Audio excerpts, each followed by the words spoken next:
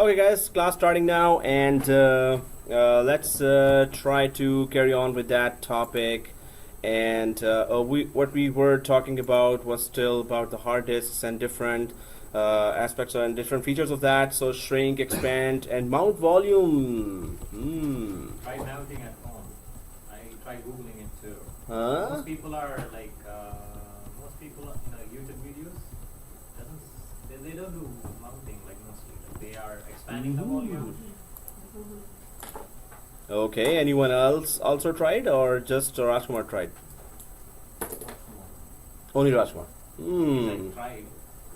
Well, anyone try to try? Oh, that's not good. They didn't even try to try. So, okay. At least you tried, right? Those who tried, right? So this means they're in the good path. And if you're just leaving it behind, okay, who cares? So yeah, that's not good for you, right? So those who are trying, at least that's very good. At least you're trying.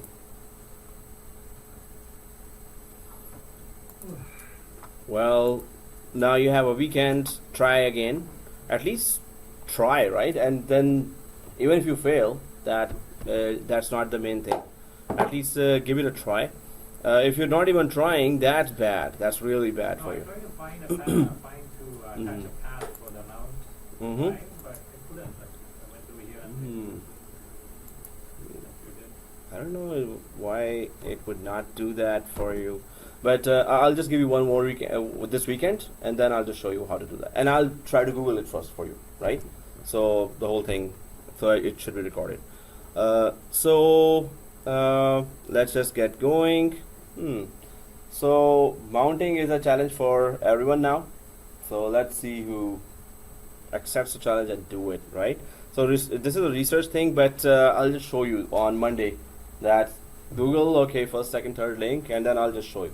I'll follow one of those, right?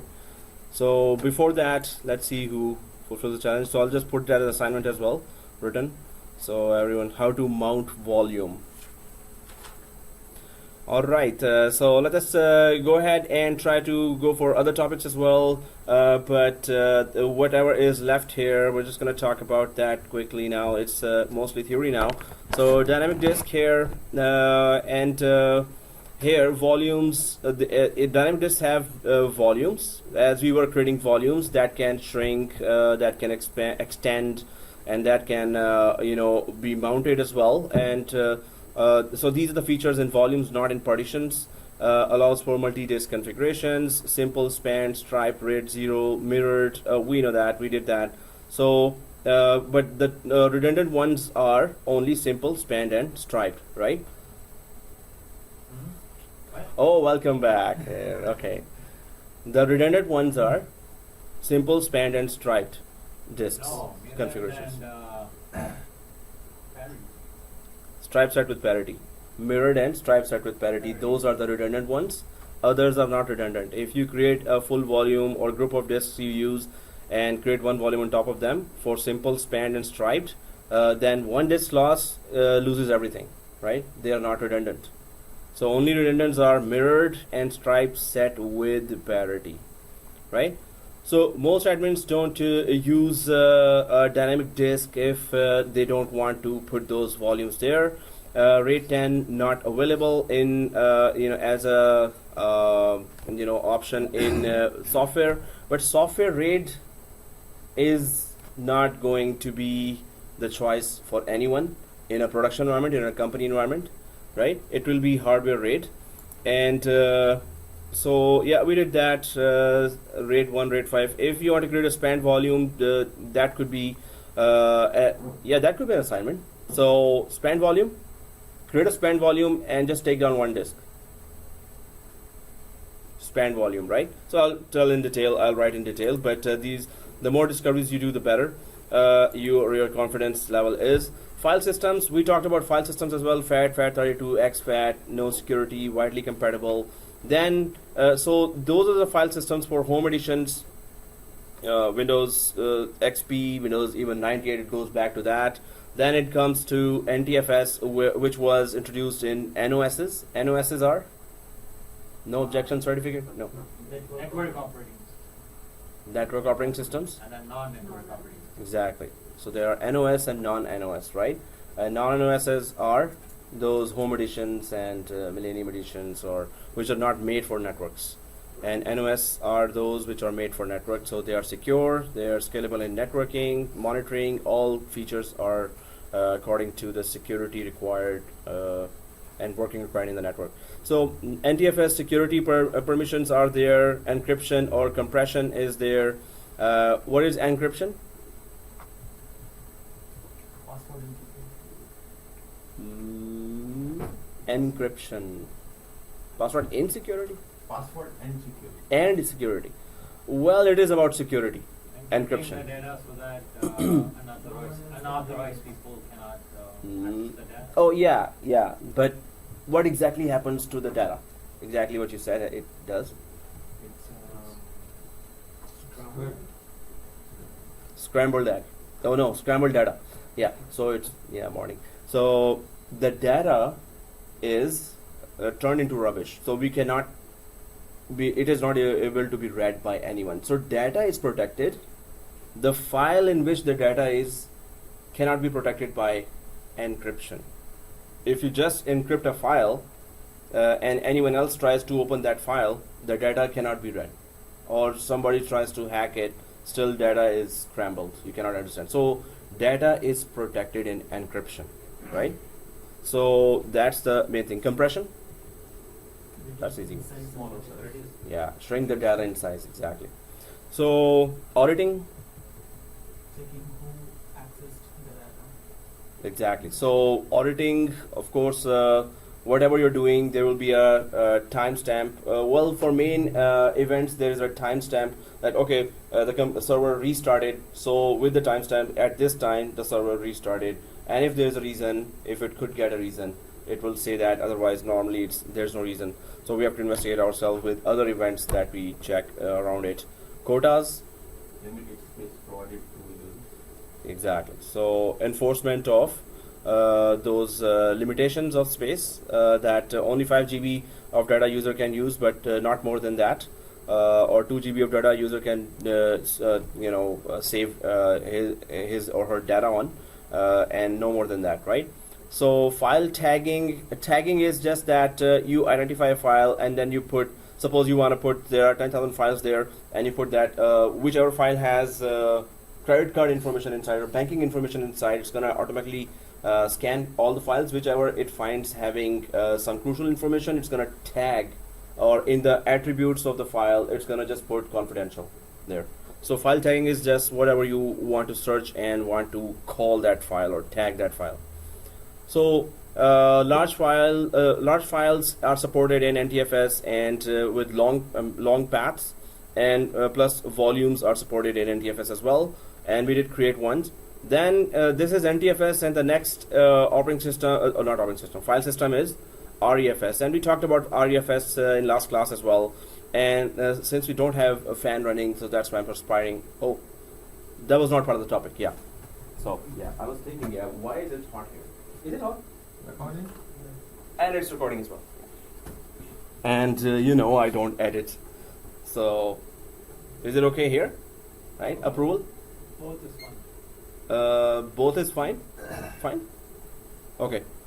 So yeah, first, we have to But not very fast. yeah, not fast. Okay. So did you bring jacket? Yeah. Okay. So or I can make it fast. This one. Or okay. Anyway, let me know. It's the lowest speed. Okay, guys. So REFS, resilient file system. Even larger files and directories, long paths are supported. So what about path? Suppose you have a very long name, security department, files, folders, structure. That's the name of the one folder. And then inside there's a very long name of file, and then very long name. There's another folder with a long name, another folder with a long name. So there is always a limit when you're trying to copy those, right? So it says that it's more than 128 characters, so I cannot just copy that. So you have to change the name to a smaller name. But in REFS, this is supported that you can have longer names, longer paths as well. Even larger files, directories, and volumes, high resiliency, error correction, verification. So if you lose the hard disk and it is corrupted, especially, so if you're trying to recover data, the data will be still readable, intact, we can say. A majority of the data will be intact. They have made the file system in such a way, and it is backward compatible, so it does support NTFS related permissions, and it still supports all the rules that NTFS had for security. And when we talk about permissions, have we opened our machines? So let's just go to server 2, and I hope everyone has logged into server 2. Yes. Okay, thank you for the reply. Yeah. Oh. Oh. Yes. So all here listen to me, and all there like, yeah, let him talk. No, it's It's not okay. responding so slow. Really? Yeah. You're trying to? Hey, there's a very big book here. Yeah, I'm giving to Michael. Which one is this? A+. A plus. Wow. Did you all receive ebook from me? You sent it today morning, right? Did you check it? I didn't check it. Yeah. No, I sent it last night actually. But, 12:37. Oh, okay. 12:37, but you sent an email today morning, right? Like you sent everything. Maybe you checked you checked today morning. Oh yeah, I checked. I sent 12:37 exactly. Wow. You actually remembered the time as well, Tharun. Okay. So yeah, I was collecting all the data because I was gonna face you today as well. So I thought, okay, before doing that, let's just share all the slides and that ebook now. So yeah, it's on the. Thank you for that. Oh, welcome. You deserve a Timbit. I You wish. like Timbit, but we After will, a- we will after- give you. Oh, seriously, that's even brutal. Brutaler. Okay, guys. So if you all logged in, everyone logged in, right? So let's just open, and I'm just gonna we're gonna discuss about permissions as well. So if we go to the file explorer here, the file explorer, everyone there? On server 2, file explorer. We've already created all the drives here. So let's go to file explorer and then go to C drive, and then create a new folder called test folder.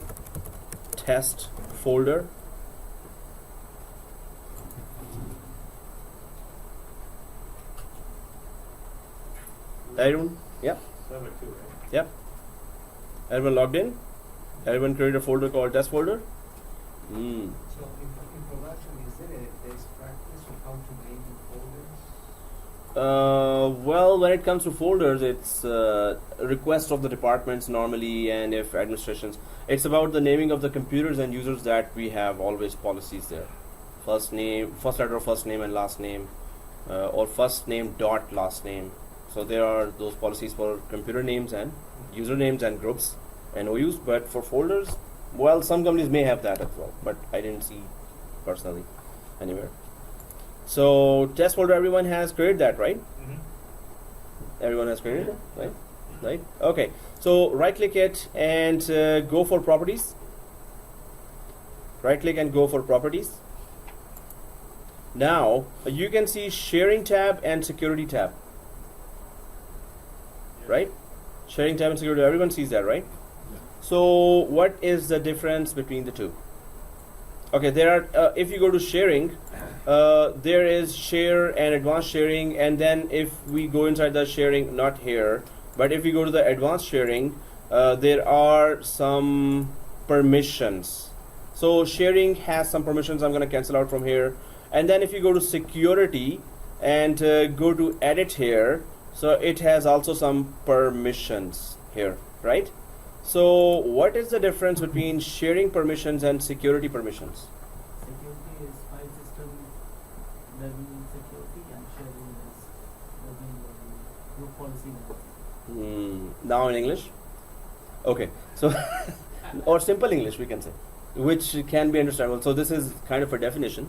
But what does it do? So give me an example of security. I want to use security permissions. You will allow Mhm. certain users to use the file Yes. in security, And and in sharing, you allow anyone. No. That allow not allow is on both, but it is different scenarios that you use this security tab, and then in a different scenario you use sharing tab. So if there's a group policy which restricts a group of people to access a particular file. Group policy. No. Group policy does not have much to do. It can have, but right now, suppose that it's not a domain computer. So what is the significance of security tab and sharing tab? If it's not joined to domain as well, yeah. Sharing is for network and security is for local provision and also for the network. Already done. So now again in English, because that's also very clear. But yeah, if you're gonna give an example or something, but I'll give the example, right? But that's exactly what it is. Thank you. So sharing is over the network. Suppose we shared a folder, and in last class, no, we did not. Okay, let's share a folder. So how do we share a folder? Test folder, right click, and go to share with, and so everyone sees the test folder, right click it, and do you see the share with option here? And specific people, everyone sees that, right? So specific people, let's click that, and then there is the area where you can just put the user or groups there. If you click that drop down, this one, you can see that we're gonna be, because it is sharing with specific people, so we're gonna be very specific about that. So specifically just click everyone, right? So that's how specific we will be, right? Everyone is not specific? Okay, so we're specifically selecting okay, so anyway, click add. There is read permission, there is read and write permission, and there is then remove option, right? So if we click read and write here, now this is the most dangerous permission, that everyone has read and write permission. This is the most dangerous, right? If we want to give specific group, suppose this is a folder for accounts department, and you have already created a security group called accounts security group, and you've added 5 or 10 users to the account security group, you can add them here. Suppose that was the accounts department here. So the accounts department folder here, suppose that was the accounts department folder, and those were the files for accounts department. So only accounts users are supposed to be added here. Now we haven't created any security group, so that's why it's not showing there, but we're going to create that as well. But the main thing, let's just everyone and read write. So click share. Click share. And now this path appears. What does this path mean? Test folder is created in server. Access path. UNC path. We call it UNC path, Universal Naming Convention. UNC. Okay, what is the path showing us? So there's a backslash, right? Backslash. It means go to the network. It will take you to the network, right? And then on the network, where to go? To this server. You have to mention a server name or IP. So backslash, go to the network, and either IP or a server name, a computer name, and then what is the folder that has been shared for everyone on this server, right? So that's what the syntax says, right?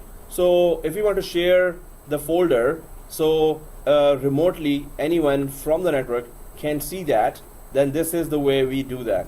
So test folder, if you don't share it and somebody wants to access from another computer, and if you don't share it, what will happen? And they want access from the other computer. They can't see over the network. Either you have to go to this computer, put the USB and copy all the files and take the USB to that guy. But it's better to share that folder in order to in order to share the files. But this is the way to let the others access this folder or any folder that you share across the network. So click done here. So the test folder is shared. Now because it is on server 2 and someone on server 1 wants to access this folder, test folder now. So let's go to server 1 here. I hope everyone has logged in already. So I want to access that same shared folder from server 1 now, or from any computer that is part of the network. So on server 1, I'll just go to run, right click this and go to run. Right? On server 1, right click the Windows icon and go to run. Everyone there? Okay. So when you type run, now what do we type here? I want to go to that folder. Type the Name of the folder. Okay. Test folder. That's it? Right? No, the server name, right? So backslash server 02. We need to go somewhere. We need to tell where to go and backslash again. Exactly. You know that. There are two guys who I think has done that a lot. So Asad and Tarun. So First time. I mean, see the way I'm looking at you now. But anyway, but that's a good thing that you have. So did you Google it just now? Or what? no, it's basic stuff. Yeah, it's basic stuff, exactly. So, okay guys, so server 2, yeah, other students are like, huh? This is basic stuff? Okay. So, yeah, some may not have known that, right? So, that's why I just wanted to cover quickly the permissions area. What is the difference between security permissions and the share permissions? And you exactly nailed it, exactly as you said, that's what it does, but we have to prove it. So, server 2 test folder here, right? So, press OK here. If the spellings are correct, you should be seeing that test folder, empty test folder here. If the spellings are correct, you should be seeing this screen. If the spellings are correct. If the spellings are correct. The only thing is that, see this? So, yeah, Nasreen, what did you type? Backslash. Was your other machine named server 02? Or was it server 2 only? And did you share the test folder? And the backslashes are tilted backwards or forward? Okay. And so backslash server 2 test folder. If it does not open, it could be that your firewall is also open on server 2. So if backslash server 02, maybe R is missing, maybe V is missing, maybe. But you shared that one? So it's not opening. What does it say? Oh, okay. So if this opens, let's just quickly do that and we're done. No, just kidding. Okay.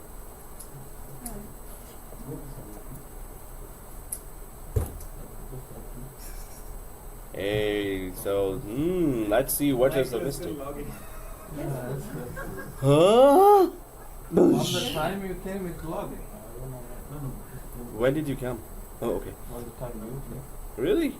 That's the time you logged in? Yeah, you said login. Server 2 is open. Oh, server 2 is okay. That's good. Server 1 is still. So guys, when you come in, always log into all the computers with NetAdmin.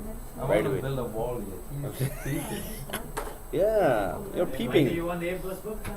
Oh, okay. Uh-oh. Take down the wall for now. Yeah. Want to log Make a in window. Windows 8 too? Huh? Windows 8 login too? Windows 8, yeah, we could go there anytime. So if you log in now, it's better. But let's log in for server 1. It's still logging in? Oh. So guys, what happened there? So regional support or federal support? Oh, good. Thanks. What was the spelling? Hmm? Oh, that's good. Okay, guys. Thank you. And okay, thank you. And so what we do, so remotely we can make some changes here as well. So if we right click here and now create a folder, we are remotely accessing a folder inside server 2. So we right click here and new and go to folder. So we are actually making changes in the remote folder there, right? Since So we gave write access, we can do it. because exactly, because we if it has been read-only access, we could not have created anything here. It was a read and write access, so we can write down anything here. So if we just write here accounts, files, so now we can make remote changes here on the folder, right? Normally I used to skip it, but some students used to tell me, hey, how to create that test, shared folder and everything. So I thought, okay, let's just go through that too. So, okay guys, has everyone created the folder? Now let's just check if it was created on server 2. Of course it should be, but if you go to server 2, let's go back to server 2. Did we all create that Yeah. on shared folder? Nasri, you created it? Everyone? No? You're logging in? Two guys are out of the race for the election. Oh, okay. I don't know why. Oh no, it happens sometimes. Oh, log into Windows 8 and do the same thing from Windows 8 if you can.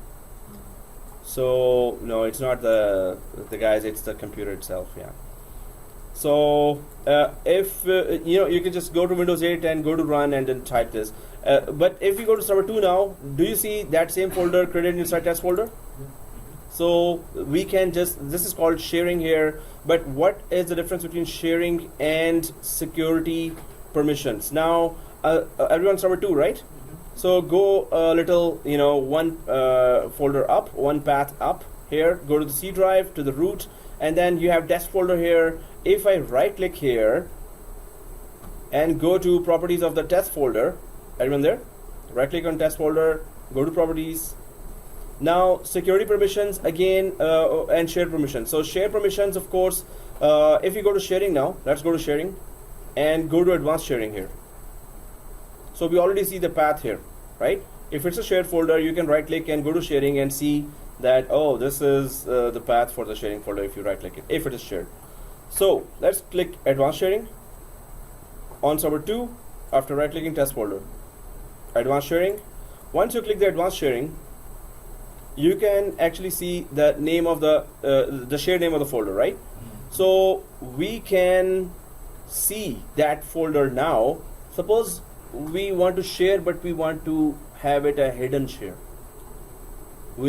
So folder is there, but I don't want every user, every employee who comes // server 02 and checks, oh, there are these shared folders. Wow, account files are there. Now I know where the account files are.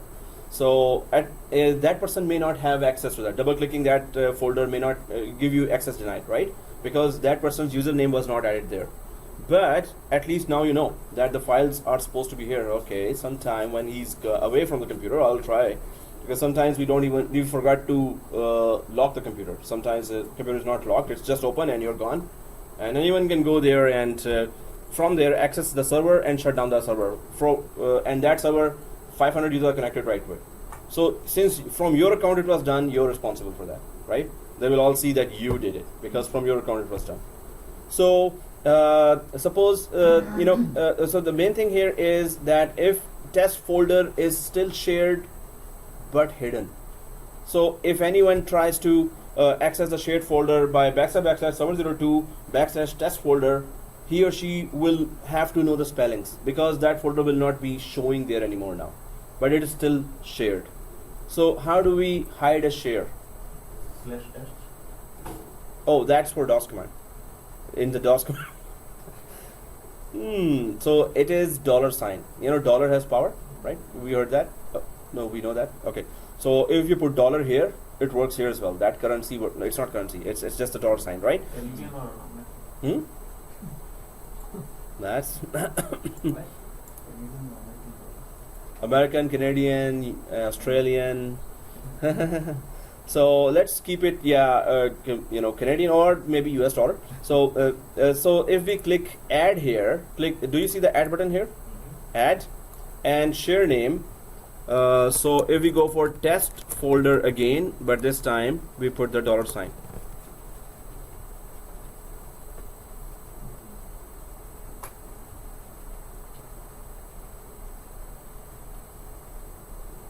Okay, it's like this. Everyone, it looks like this, right? $sign, and press OK. Now it is with dollar, right? So press apply. Everyone did that, right? Press apply, press OK, and close. So either from Windows 8 or Server 1, go to that same path again, go to run from Windows 8 or Server 1. I'm just going to Server 1. If you're on Windows 8, just right click the same Windows icon, go to run. It is already written there, // server02 / test folder. First of all, remove the test folder and just go to / server02. Does the test folder still appear? So instead of test folder directly, just / server02. Server02. Yes, it's there. It's still there? See, the dollar doesn't work. Oh, okay, it didn't work. So press OK, and yeah, I did not implement that. Okay, did we apply? Okay, one day it will implement. Yeah. So let's. So there's one thing, $4. Okay, one more thing is, do you see the C drive here? Of server, we are in server 1. We are on the server 2 shared folder, and you don't see C drive or D drive or E drive here. We don't, right?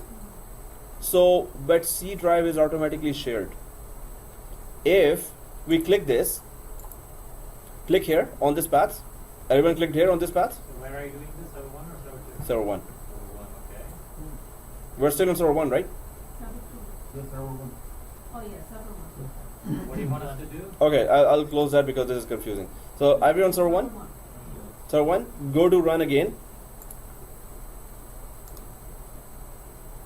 Go to run again. Everyone on the run? Okay. So, yeah, if you're on the run, then let's just type this / and C $.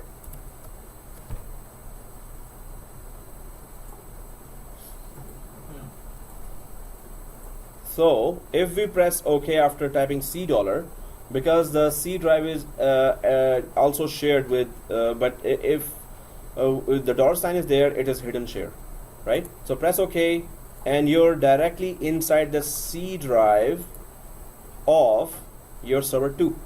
You're directly inside the C drive. Now you can do anything. You can delete anything. You can right click and create any folder. This is the test folder created there, right? And server 2, C drive. So C drive is automatically shared for every computer if it is connected to the network, but it is a hidden share because it has a $sign in front of it. It is shared? Yeah, exactly. It's not visible. Hidden share, So right? we didn't share this?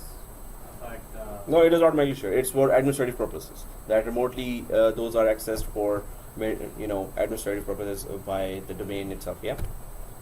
But if we will not type C $, so we won't be able to see test folder. Exactly. So if we Try that one? Yeah, so if we go for just C drive, don't type $, run, and go back here and just remove $, from there. So let's see if it goes inside again, because it's still C drive, right? I just removed the $sign from there, right? But yes, exactly. $sign is We the cannot one that's share hiding. C now because we have not given access to everyone for drive. No one can access C drive other than the domain admin. We are logged in from net admin, right? Which has all the powers to do everything, anything they want. Yeah. No, C drive is not everyone. It's just the administrator. Only the folder is everyone. Yeah, only the folder is everyone. So if we press OK now, so you can see this error, right? Because you did not put the $sign, right? Okay. So, but now let's cancel out from here. If you put the actual $sign there, then you will be able to see that. So now let's just go back to server 2, everyone. Let's just go back to server 2. Let's get back to what is the difference between that permissions. So right click the test folder again on server 2. Everyone on server 2? Everyone on right clicking server test folder? Test folder properties. Test folder properties. so if I log in from server 2 as netadmin, and if I do the same thing from server 2 to access server 1 C drive, by putting the $sign, I can able to access Yes. the C drive. From any Right. computer to any computer. But if I log in as a local administrator on server 2 and then no, then you need to have the path, you need to have the local administrator username password of the other computer. You need to know the username password of that. It's gonna ask that. Server one. Yeah. So domain admin has all the privileges to log in without putting any extra username password there. But other local administrator, then you have to put the username password of this local administrator here to access C drive. So the thing is that so the difference between, so when we say that okay, if security permissions here on the test folder are for local access and sharing permission is there for over the network access. So share permission over the network. Now we know what is over the network means, right?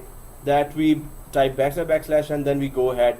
Now so this is over the network. If you want to remove the share permissions for somebody, you can go to advanced sharing here. Let's go to advanced sharing here. Advanced sharing, and now this is the permissions area, right? So permissions, oh, it changed. Hey, didn't I put it to this one?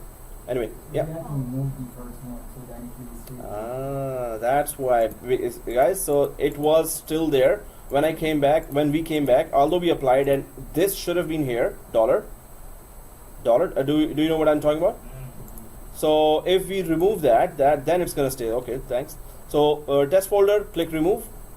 When you click remove, now it's gonna permanently stay here, test folder.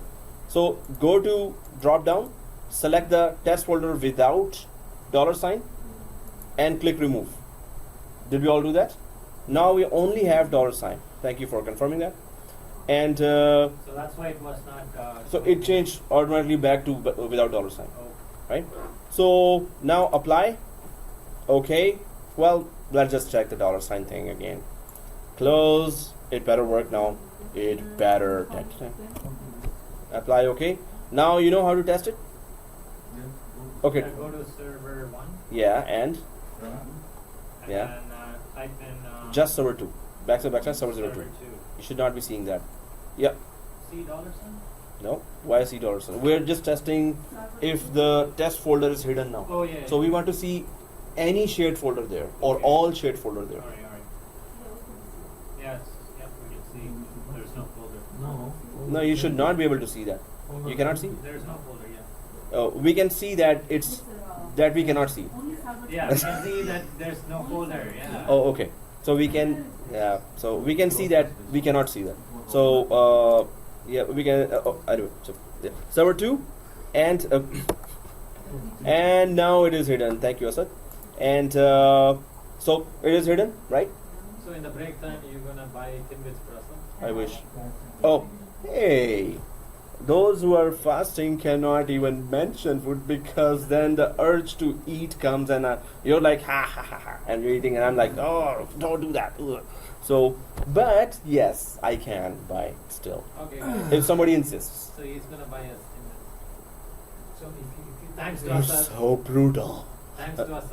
Okay. if you type the file of the name of the folder with the $sign. Yes, we can still access. So that's a very good question. Everyone here?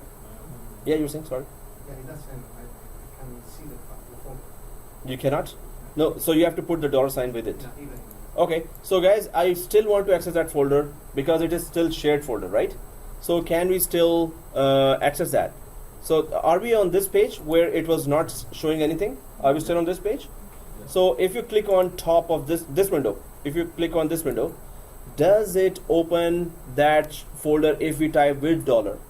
Does it open that shared folder? Because it is hidden. Okay, so Tarun, you try that and it works. So test folder $. It is hidden, but we know it's there, right?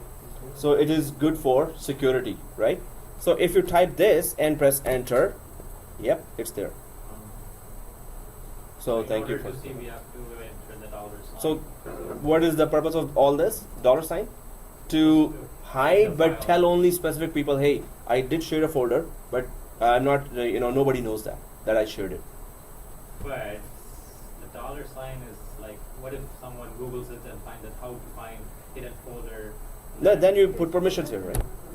You also put permissions only for those 1, 2, 3 users, though that you tell. If somebody still knows, but his username is not added there, Instead he's of or her. hiding the file, just put the permission, right? Yeah. So they- Sometimes that they people don't want can't to. access. No, Right. sometimes the topic, the name of the folder shows that what is the purpose, and oh, it is at least located here, so you can have a physical access even.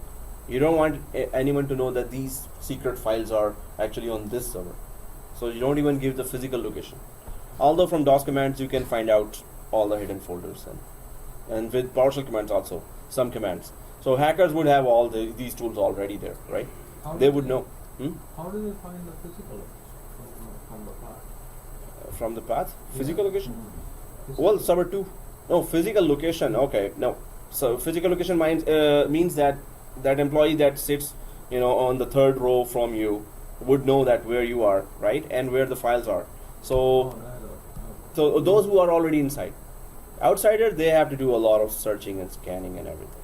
Even if you will type after server 02, just type C and $sign, everything will be there. Yeah. So that folder, wherever it is sitting, will already be there anyway, right? Suppose it is in D drive, so then maybe you need to go for $, right? But C drive is normally shared. D and E, whatever you create yourself, you have to share it yourself, right? They're If not it's automatically C drive, shared. Then we put, for example, same thing, the test C folder dollar, on, that's it. No, C dollar and everything will be visible. Because it's a on C. D drive. Oh, in D. Okay. Suppose it is on Test D drive. folder D, Yeah. Hmm. $. Yeah, if it is on D drive, then C drive will not show us anything, but then you go for D drive if it is shared. Anyway, so this was share permissions, and we checked it. So let's go to server 2 here, and what I was talking about is the scenario quickly, because this is something that we spent too much time on. Okay, test folder, right click properties here. On server 2, go to server 2, right click test folder, and the only difference between security and sharing, right, is that on sharing, if this folder is of course shared, so over the network, who can access that and who cannot access that. So how do we give permission? We can add that username, and we can remove that any other username. So especially the best practice always is, when you create a shared folder, is the best practice always is what? So let me just give you another best practice about that. Let's just create quickly test folder 1 on server 2. Let's just create quickly test folder 1 on server 2. Let's right click and create a test folder 1. Whatever we were doing, cancel out from there and create test folder 1. And this time just share it. So we're not giving any specific, we're not adding anything specific, right?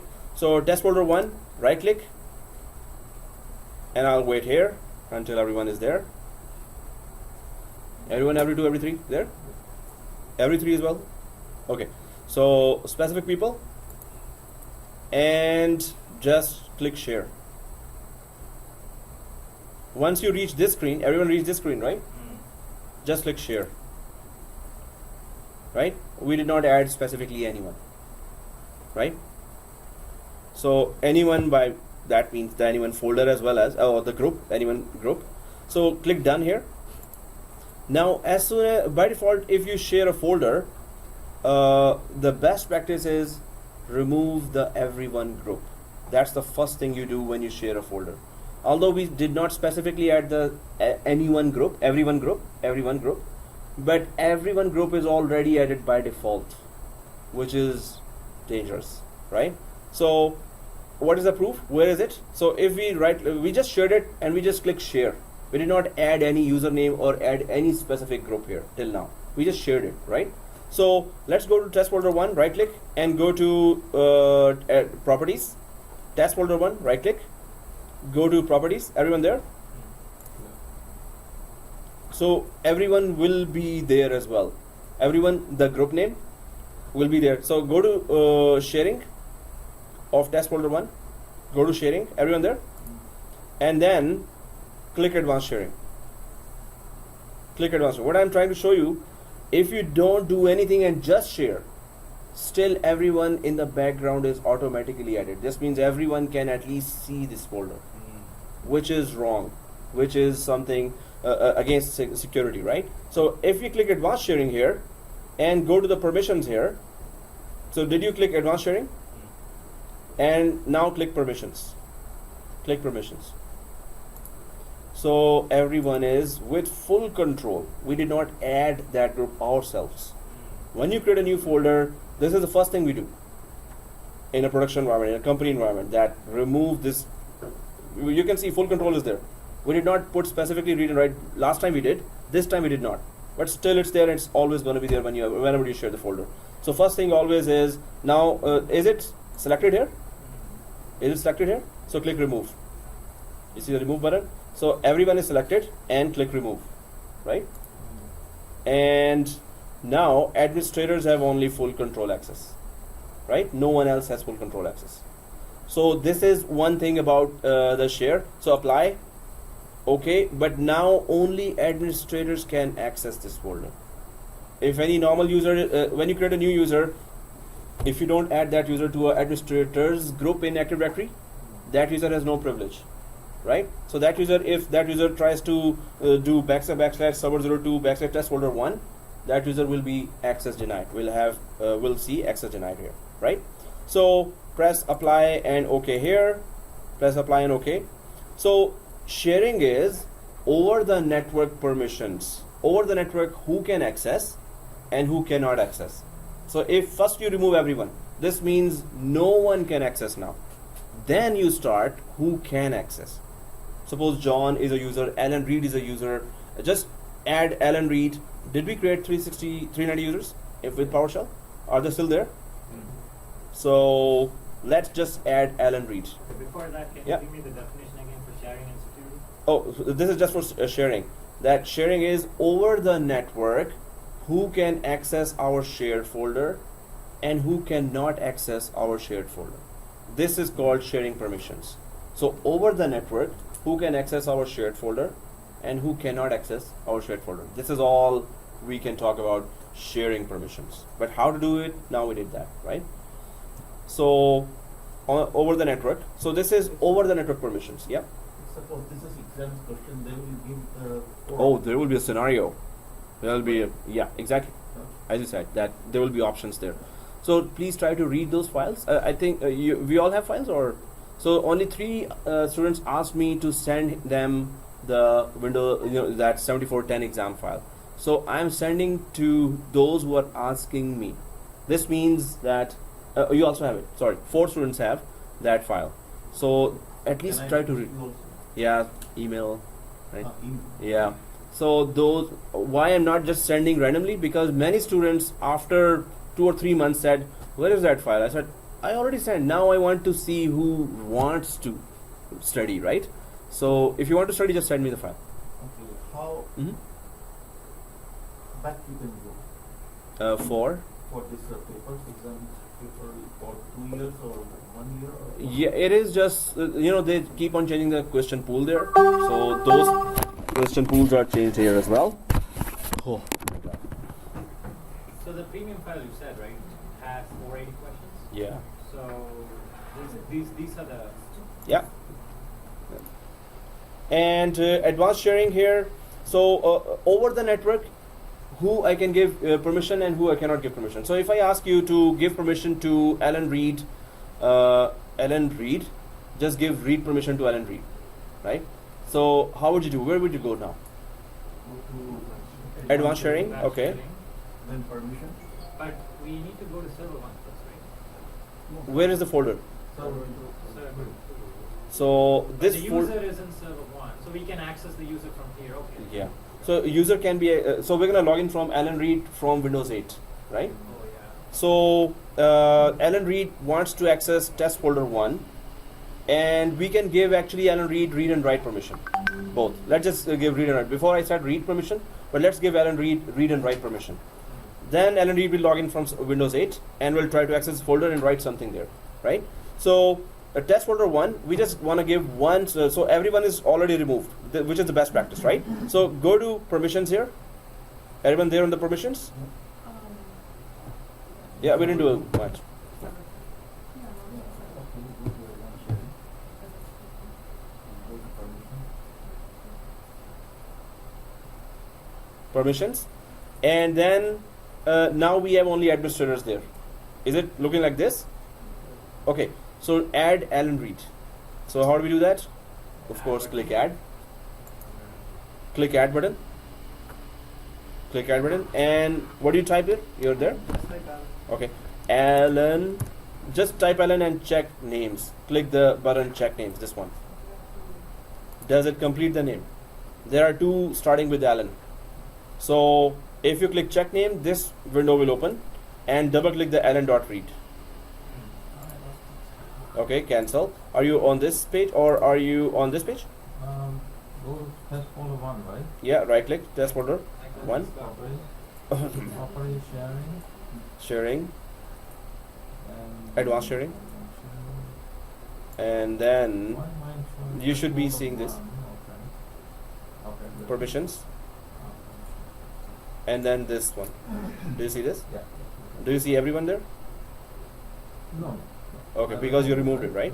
So click add and just type Alan and click check name. So it's gonna check whoever is whose name is starting with Alan.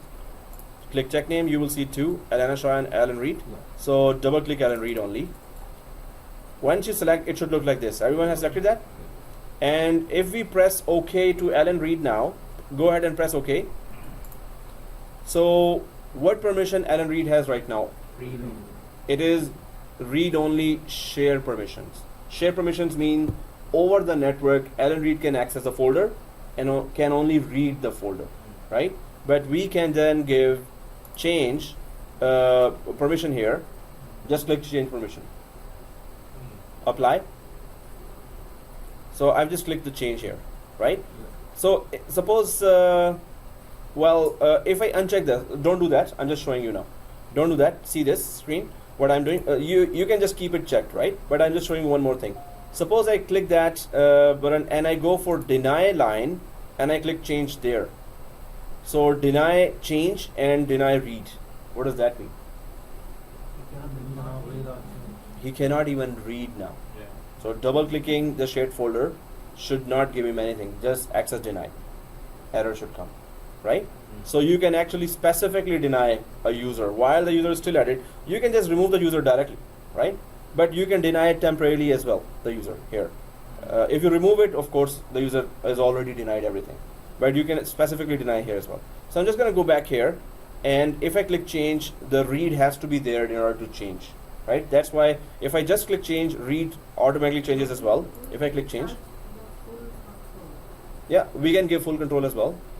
So yeah, exactly. So with change only, you can only change files.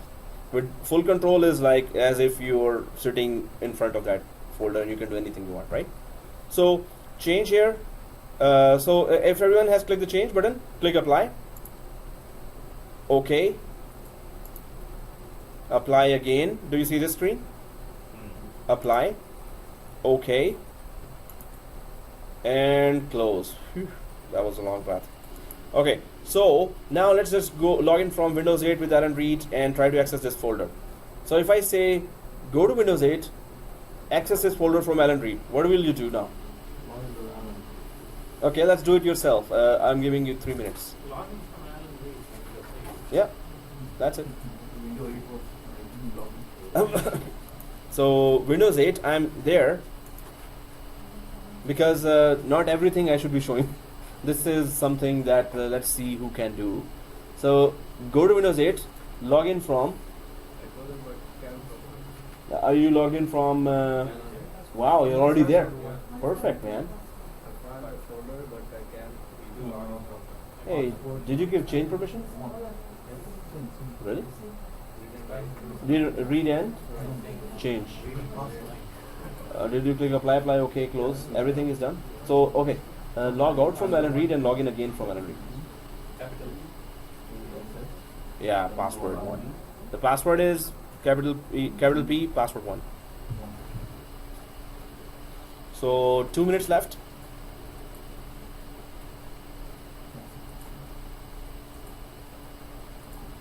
Now what was the question? It's just connect from.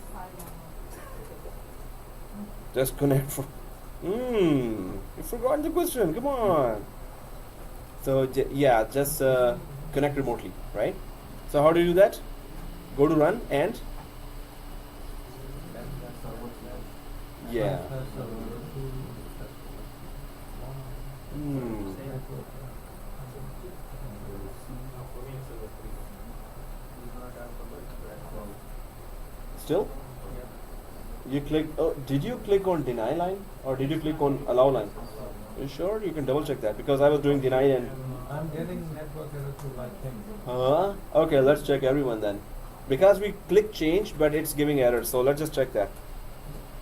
But it's asking the domain password. It's a class password. Right? Yeah, it's a class pass. And do not have some. Just hold on.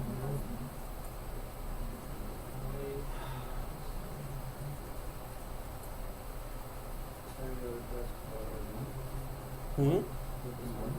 Correct, right? Sorry. Oh yeah. Today, so that's good. So guys, whoever, please send the request. She can see the folder. You can see the test folder.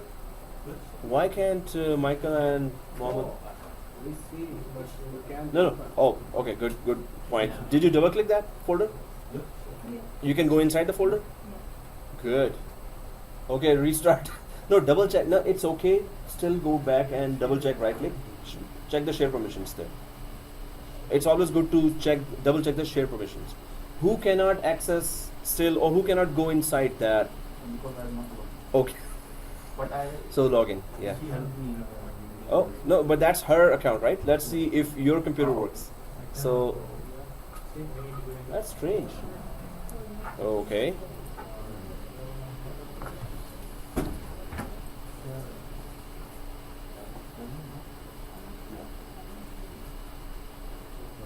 That's okay. So you were able to go inside. Yeah, I went back and checked. That's what it is, right? So maybe restart the machine and restart Windows 8 or just log off, log in. I don't know why the permissions are not working. It's working for you. It's working not for you. It's working. Oh, it's logging in. Hey, it's not working. For you, it's not working at all. Only for Nasreen it's working. So she can Hey, mine access the working. folder. You can access the folder. Only this. Only this. Did you do anything different? That should be here. Just log out, log in from and read again. And again. Oh, you restarted, right? So that's also better to check because Windows 8 sometimes wakes up like, now what do you want me to do, sir? So Windows 8 then. So I'm just gonna try to log in. I've given enough long time for the permissions to sink in, although it should just work right away. So Alan.read. So we are logged in from Alan Read, right? So Alan.read and then capital P password 1, enter. Alan.reid and then put the password and then log in. So anyway, so Alan Read, yes, users can just log in remotely and try to check the permissions. Now, after restart, serious, give it. Okay, guys, those it is continuously giving the error. Just go back to the share permissions and give it full control to Alan Read, and then try again. Although change should work, but for some reason it's not reaching there. So I'm just going to that // server 02 / or just server 02 and enter. Does it see that shared folder first of all? Oh, I think I have firewall open. I'll go to server 2. I'll check the local server, and I hope the firewall is not open on server 2. Looks like it is. I can. You can go inside the folder as well. Yes. Good. Oh, I can see the folder as well. See the folder, but can I go inside? So double click and there's the error. Yay, huh? Okay. So yeah, on the same boat. Row your boat gently down the stream. Oh, okay. Yeah. Now there are 2 people. There's the third people. 3. Oh yeah, 3 people can. What did you guys do? Same thing. Just log in. So give it time, guys. Give it time. It's sometimes it's not working, and after You some. guys are like micro. Michael is sitting there and Mike, you guys, So leader. Michael, So we have to choose the leader from among that area because none of the others could, including me. sharing the knowledge. So okay, guys, let's go back to server 2. Yeah, that one thing he did not share, that one machine, so that's permanently attached. Michael is corrupting As well. Okay, I gave full control. Full control? Log off and log in again? But guys, have you already started logging off? Yeah. Okay. Let's quickly do the second thing as well. So I just wanted you to be clear on the local permissions as well. What does local permission mean? So shared permissions, now we know that just give one user, and best practices remove that everyone group from any shared folder. Whenever you create a shared folder, automatically everyone has full control, which is against the best practice, right? So remove that and then add any 1, 2, 3 users or one security group, second security group if you want, right? So after full control, if you don't get it, then yeah, just leave it. But if you right now I'm just waiting for those who already started the full control thing. Otherwise, let's go for the next topic, which is the local permission. How does that work? So everyone with me now? In order to troubleshoot the problem, what do you recommend? Wait it out. Because these are the correct steps. If it's not working, restart. Yeah, you were saying? From the properties, when you go to the sharing tab, Mm-hmm. there's a button over there that says just share. Mm-hmm. Why we don't see Alan Reed Alan Reed there? No, we will be seeing where, so right click here, if we go to properties and go to sharing and then this one, right? So if you go to share, because Alan Reed we added from advanced sharing, and this is permissions area, that area does not show permissions area directly. And this area shows this permissions area, right? So even if it is not shown there, it should still have access because we gave access. You can have Alan Reed from that area. Yeah, we can add from there directly. So if we go the other way, see this guys, if we go the other way, there is a right click and share with also. This is a shortcut. Instead of going to properties, then go to sharing, then go to advanced sharing. If you go to share on the block, Yeah, so right click here, and if you go to share with, this is and specific people. And here also where we previously added everyone group, right? Previously in the previous share we added this way the everyone group. Now if I go here and go for Alan dot read, does it accept? Because I haven't given the full path. So if I click add here, it accepts as a full domain, right? Because I'm logging to the domain, so it adds here, and here also it is read or read and write. We can just give here as well, right? there's no difference if you do it from one. Yeah, there it is detailed permissions, here it is not that detailed. But the question is, if we add it through this way, will Alan Reed stays? It will be permanent to access this folder if we do this.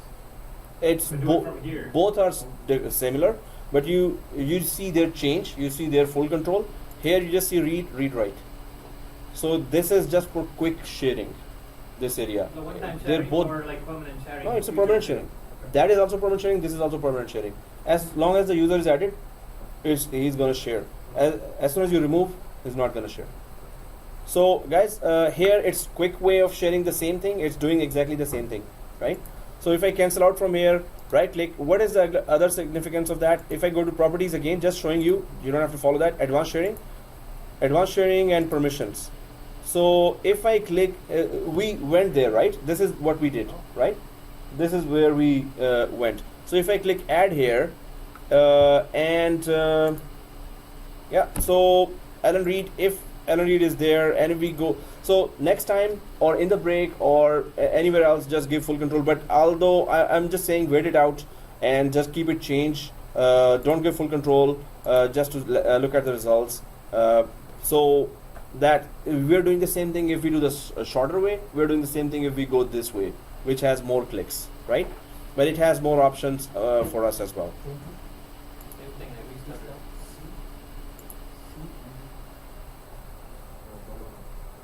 See dollar? $C. We didn't do dollar for that folder, right? That's folder. That's what they were Are you accessing a different folder? That's why it was Hmm. server 2. Did you go that way? Yeah. Don't go that way. No? So maybe So Alan Reed went that way. yeah. Alan Reed, and then it had asked the username password. Yeah. So which username password you gave? NetAdmin.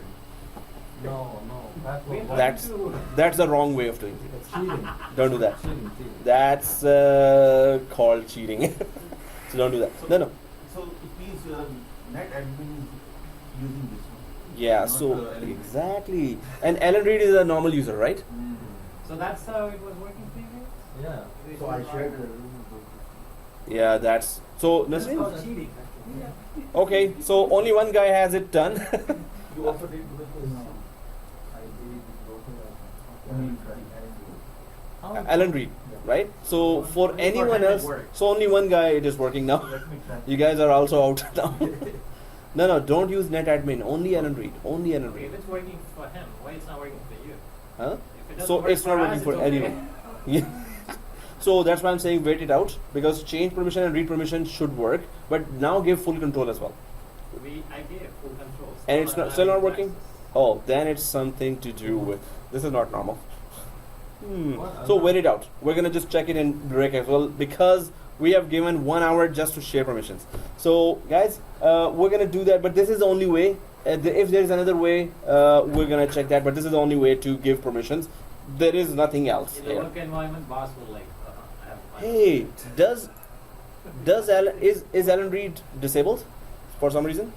But anyway, I do. You know what? I showed you the way as well.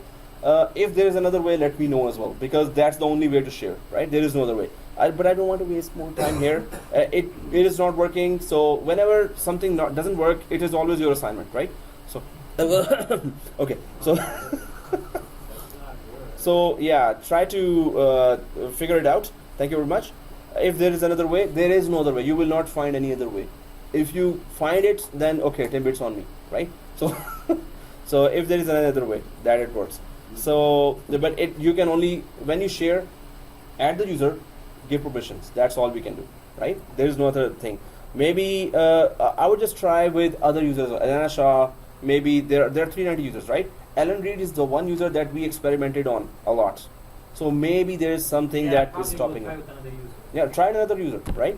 But Because not when now, I'm guys. going to Active Directory users and computers, I don't see Alan Reed in my Exchange user. And we put some group policies there. We Yeah. blocked something. We always use Alan Reed. So just use another user later. Try another. Yeah. So guys, one is that how to share the folder, because that's too much time for a very small topic here. So let's just right click properties here. Security is, if you go to security, you can still see the same permission model here, right? Click edit, and if, what did I do? Cancel, thank God.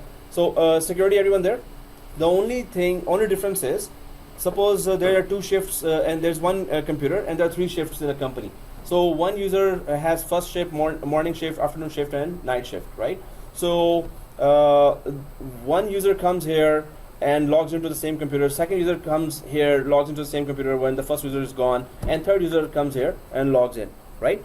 So the only thing is that the first user, that user is doing, first user can put permissions and take away permissions from his or her folder that he has created inside C drive. Suppose now again, sharing permission over the network and security permissions locally. If on the same computer more than one user, 2 or 3 users are connecting, and the first user does not want to does not want his folder to be accessed by the second user. Second user does not want his folder on the same C drive be accessed by the third user, who's also accessing the same drive. So this is called local permission, right? I hope this works. So there's only one way to do that, right? So let's just try this. Now we have 2 users that will log in. One is, and we're not going to use Alan Reed now, right?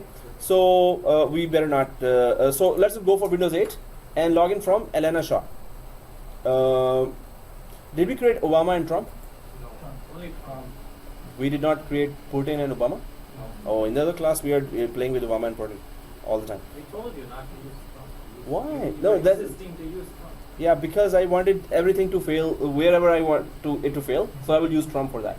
Oh, okay. Anyway, so That's why it's failing for everything. and we haven't used Trump. Yeah, that's see, it's that bad. Okay. Anyway, so sign out from. So which account are you logged in from? Windows 8. And read. We are all logged in from and read. That's good. So let's go and create a new folder, local folder here. This PC, C But drive. did you say that to sign Yeah. up and log in from some we other are logged in, user? yeah. So you logged in or sign out?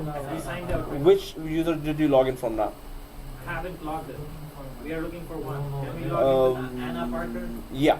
Ann Parker? Check any user. So if you go to some smaller user, Or Anna Hayes? Password, Anna Hayes, same password, right? guys choose any Anna. Okay. Anil Hunt. Anil Hunt. Yeah, There's a name. Anil- Okay. Anil Hunt. So if I go to Active Directory then computers, That's the smallest one. Anil Hunt. exchange users, just use any Alice Mullins. So there is one. So instead of just going for Alice Mullins, ALICE.MULLINS. So I'm just gonna go for that user. You can just follow me if you want. So Alice Mullins. I'm just gonna go to Windows 8 now. Log out from Alan Reed.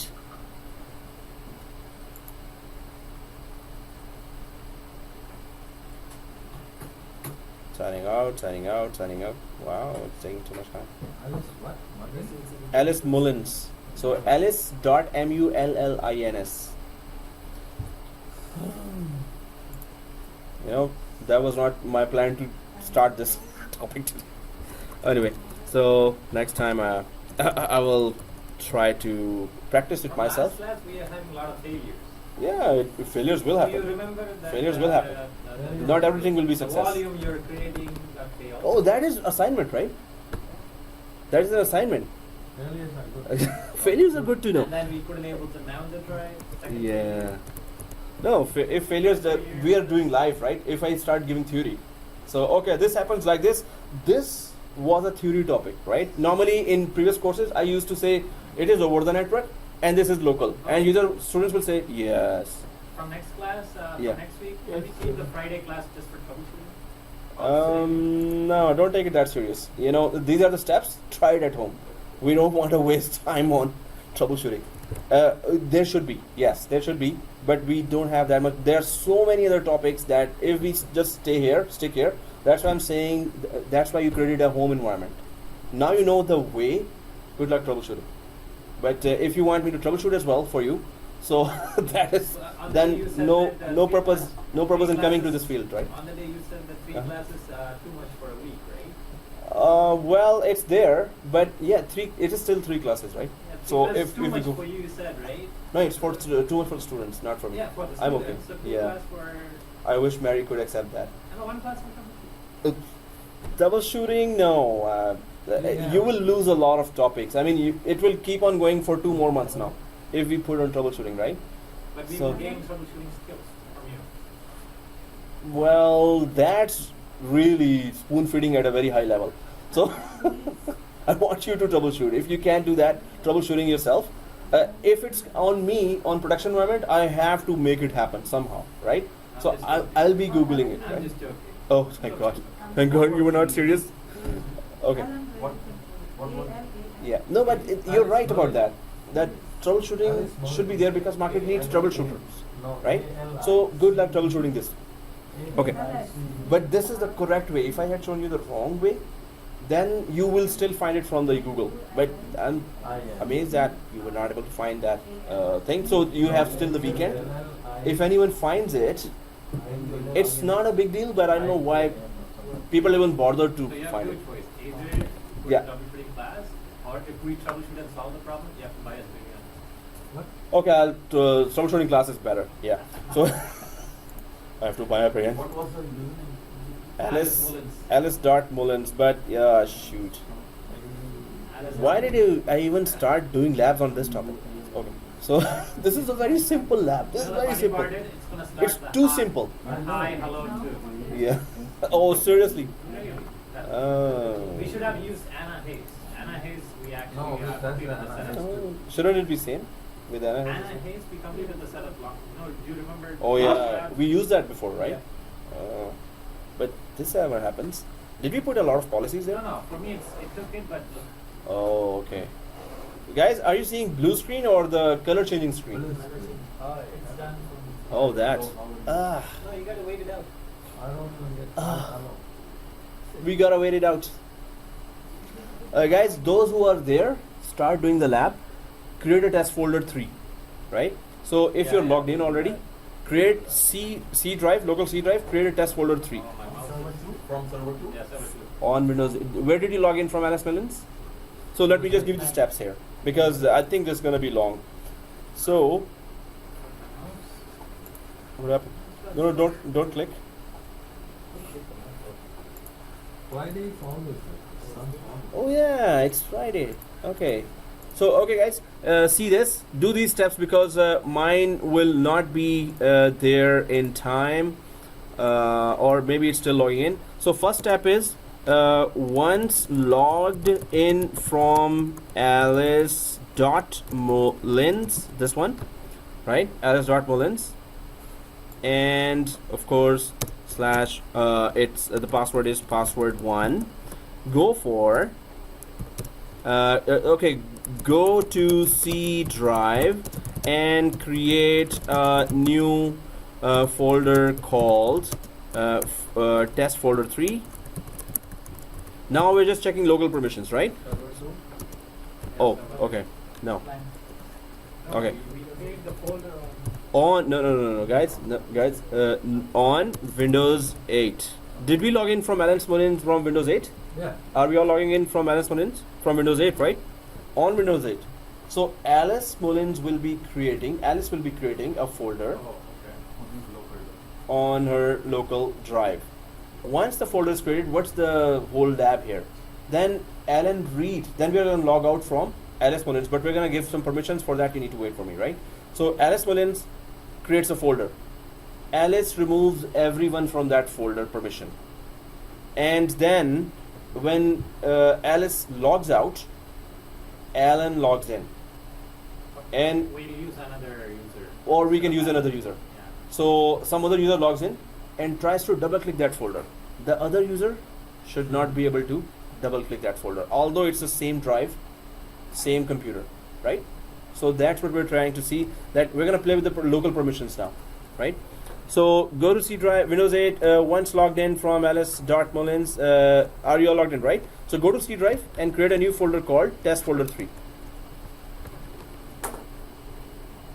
So, and then go for local permissions. Go for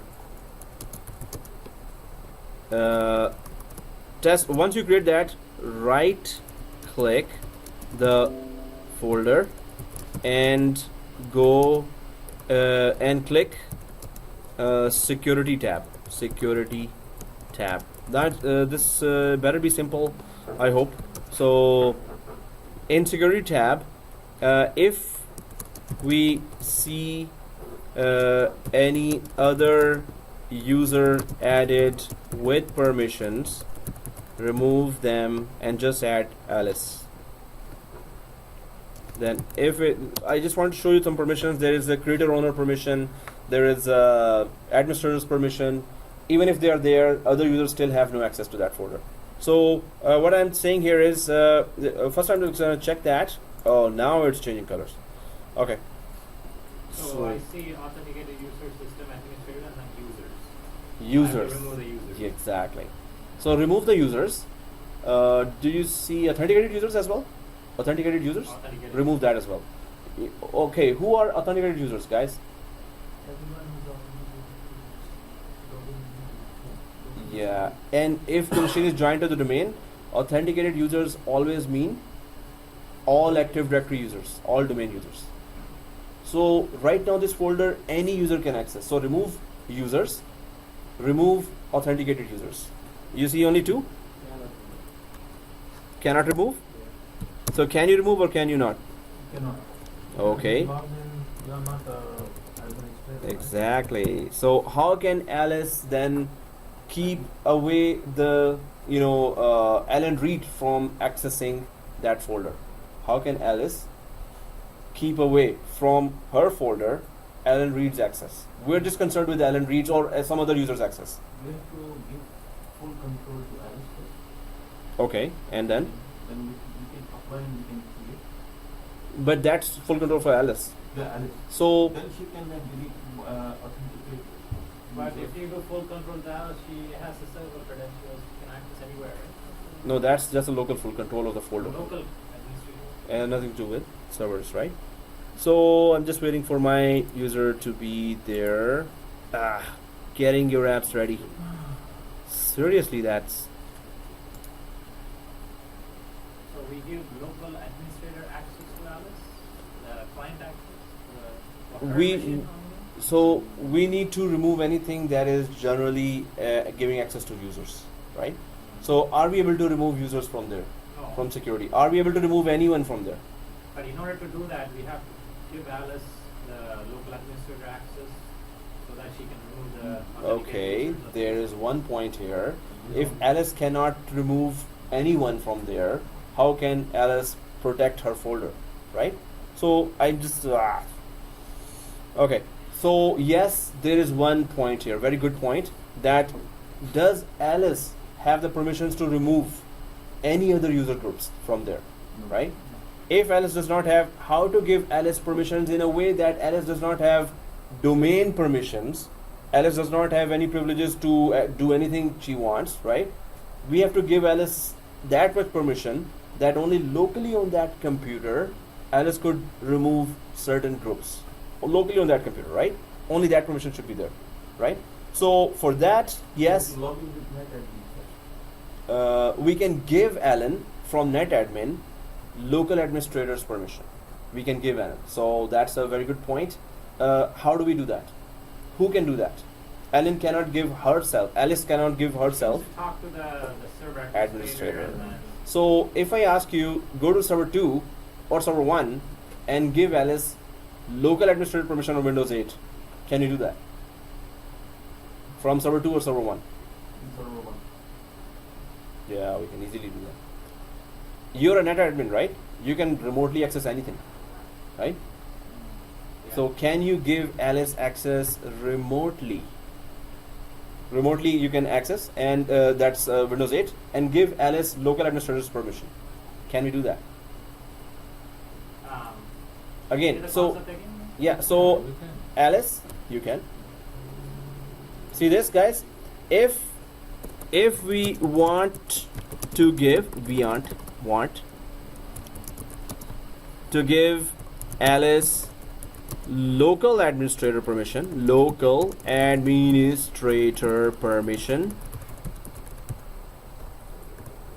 so can NetAdmin do this remotely from server 1 or server 2? Yes. Can Server NetAdmin one. do this remotely from server So one? Alice needs to be added to the local administrators group of Windows 8. So Alice cannot add herself to the local Windows administrators group.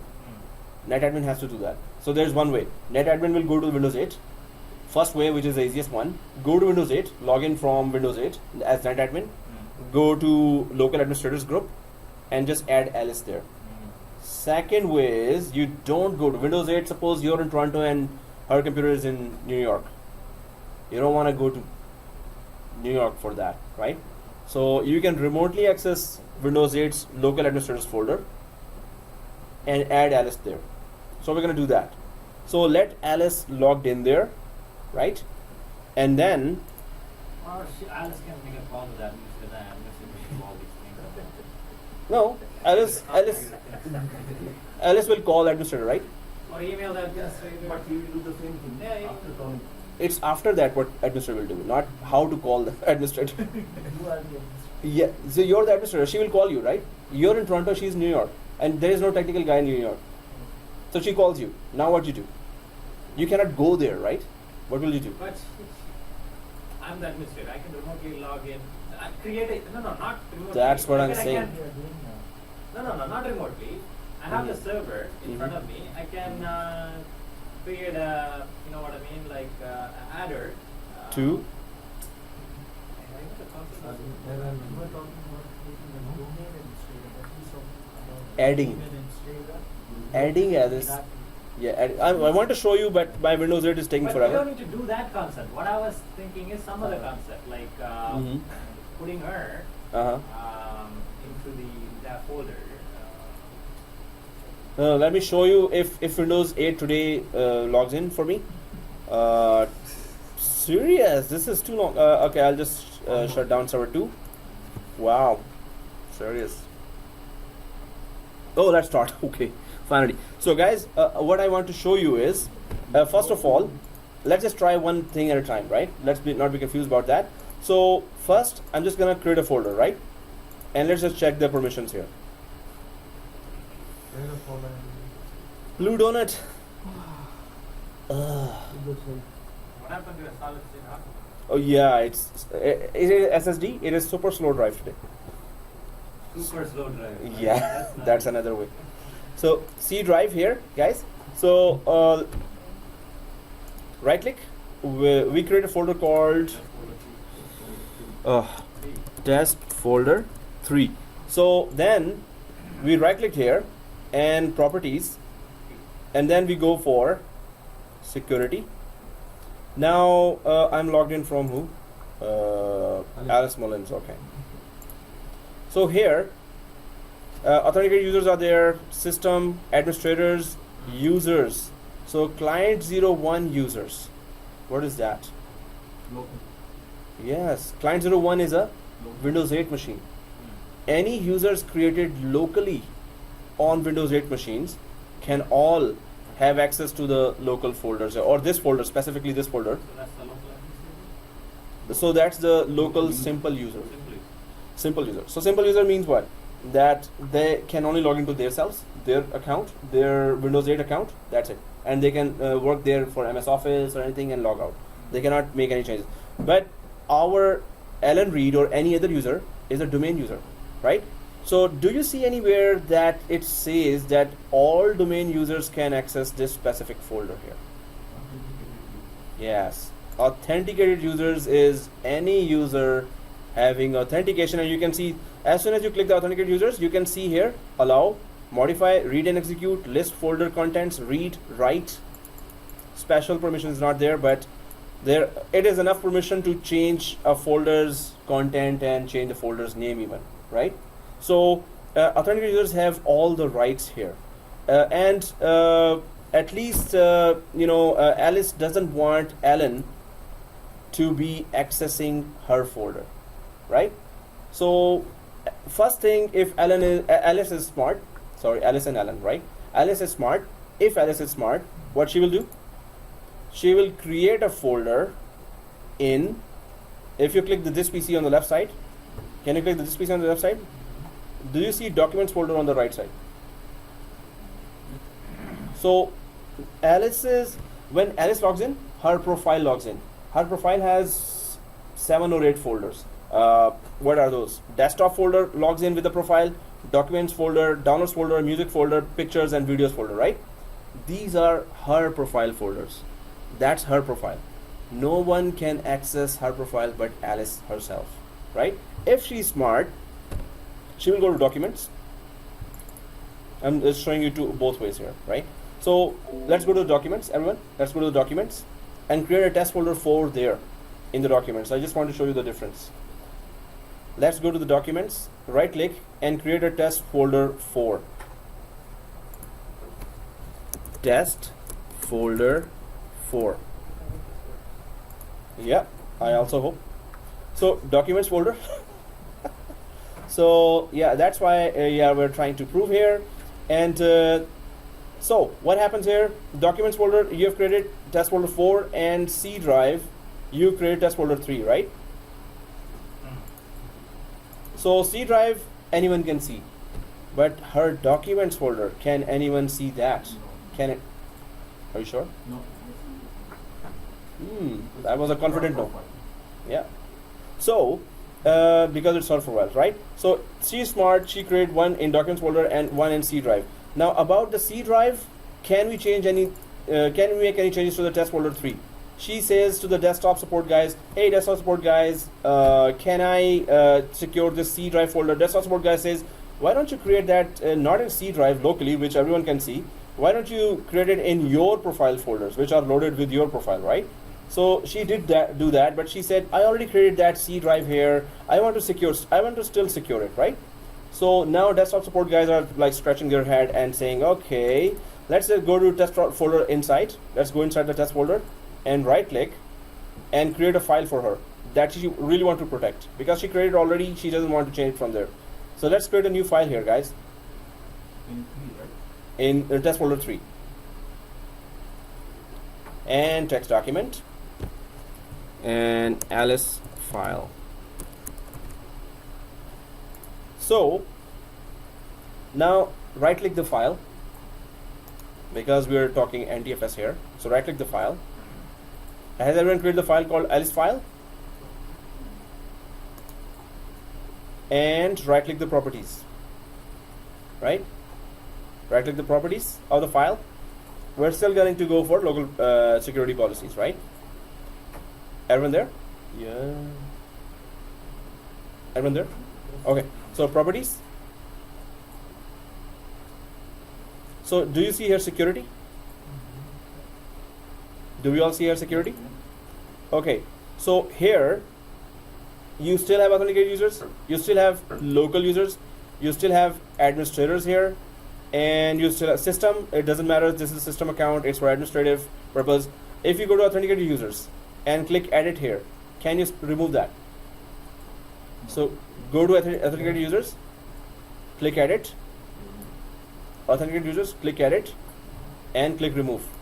Can you remove that? From You can. documents you can use it. From documents. Documents is her profile, right? Yeah. So if she's smart, she's going to use that, right? But we're going to test both folders now, because we're trying to make changes on both folders, and then we're going to log in from another user and let's see what that user can access, cannot access, right? So you can't remove authenticated users because this object is inheriting permissions from its parent. To remove authenticated users, you must prevent this object from inheriting permissions. Turn off the option for inheriting permissions. Anyone knows what is an inheriting permission? Okay, what is inheriting? Yeah. Permissions which are already assigned, the Mhm. other objects are inheriting from it. I already did that, and Okay, good. So exactly, inheriting permissions. So we see that if Alice cannot remove it, what is the reason she cannot remove this, right? So inheriting permissions is the permissions coming from up above. So above this folder is what other entity that has permissions, the C drive itself, right? So C drive has some local permissions, restrictions already for its own security already implemented. Whenever you create a new folder, all permissions come from C drive, so it is inheriting those permissions, and those permissions restrict normal user to remove any group. Those permissions are only for net admin, those permissions are only for domain admins, those permissions are only for local administrators, but normal users, they have no permission. They can just log in, they can use MS Office, they can log out, they cannot make any changes. If normal users can make changes, then what is the use of administrator then, right? That's why desktop supports have privileges. But it says here, inheriting permissions. Why don't we stop inheriting? Because if that's the reason, Alice will think, okay, this much I can understand that it's inheriting. Can I stop inheriting permissions so I can remove this guy here, authenticated users? So how do we remove inheriting permissions? Press OK here, right? And cancel out from here. And advanced. So first I'm just gonna visit advanced here, right? Do you see advanced? Do you see something called disable inheritance? Do you see disable inheritance? Yeah. Do you see that first? Yes. Right? Okay, because we're gonna click it anyway. So authenticated users, select that. Authenticated users, select that. Oh, that's the one that's inheriting permissions, because I want to get rid of it, but the error is it's inheriting permissions. So let's get rid of the inheritance of permissions, and then I can get rid of this folder, this user, right? This authenticated group. So if we click disable inheritance, does it work? After selecting the authenticated users, right? So convert. So what would you like to do with the current inherited permissions? Convert inherited permissions into explicit permissions on this object. Remove all inherited permissions from this object. So when we click remove all, does it work? Right? So click that. So no groups or users have permission to access this object. However, the owner of this object can assign permissions, right? So if we go, when we did disable inheritance, what happened? All the groups have inheriting permissions will no longer now inherit permissions from C drive. And if they were inheriting, only domain admin could have removed them. Now if inheritance is disabled, anyone can remove that, right? So if inheritance was not disabled, only net admin can remove that. Now if inheritance is disabled, let's see if it does, right? So apply. Do you have denied all users access to Alice files? That's exactly what Alice wants. Deny every user, right? But then Alice will use herself now. Alice has to add herself. So you have denied all users access to Alice file. No one will be able to access Alice file, and only the owner, it says there, only the owner will be able to change the permissions. Do you want to continue? Now Alice has full security of her folder that is in the C drive, which every other user can see, right? So Alice says that although I have one folder in documents which I know no one can access, but this folder is in public in C drive, now I know that no one can access this one as well. If they double click, it should say access denied. It should. So press. So what we're saying, yes, we only Alice can access the Alice file. So press yes. Did it work? No error. So press OK. Don't go ahead, guys. Now there's something wrong here. No groups. But even Alice is not added here. At least Alice should be added here, right? Alice needs to access her own folder that she created, right? So click edit. Click add.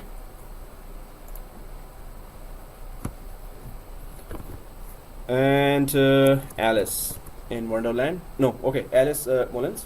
Check name. Does it detect that? Yep. Press OK. And full control. Exactly. Owner must have full control because we removed everyone, and that was possible because of inheritance disabling, right? So apply. OK. So only Alice has access, right? And OK. Do you see that? Only Alice has access? Okay. So this file, and let's just type something inside the file. So let's open the file. Now we know only Alice has access to that file. So double click the file and just type, can you open this file? So other user wants to see this written in the file. So if he can see the text, then of course the access is there. If he cannot see the text, no access, right? So close this and save. Close this and save.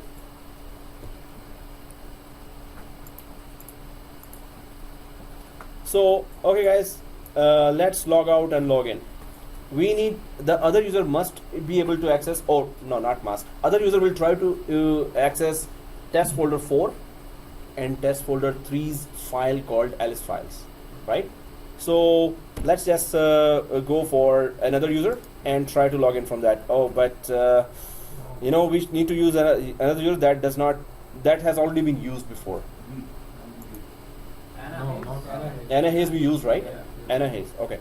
So we use Anna Hayes. I hope she does not take 1 hour to log in. So sign out. So even though Alice changed all this stuff, made all the changes, admin still can access. Oh, admin can do anything. But Anna Hayes should not be able to access the file and should not be able to even see test folder 4, which is in the documents folder of Alice's profile. Nobody can go cross profile and check. ANA dot HAYES. HAYES. And here's guys. So let's just go for this user and password and try to access first the ls file. Then try to look for where is the test folder 4, test folder 4. You already there? Okay. So now this is local security, right? But anyway, test it yourself.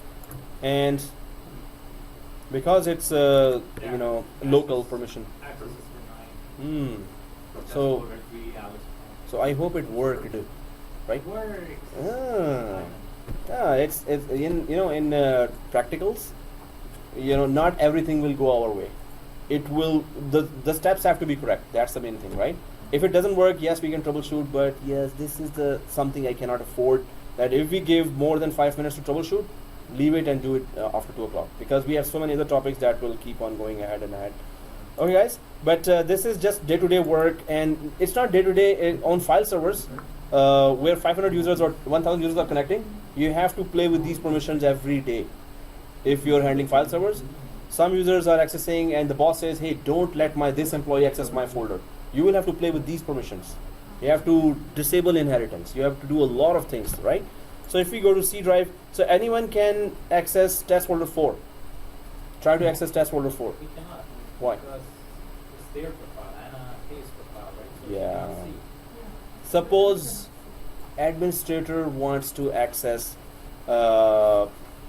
suppose you still want to go there. Where do you go to even try to look for test folder 4?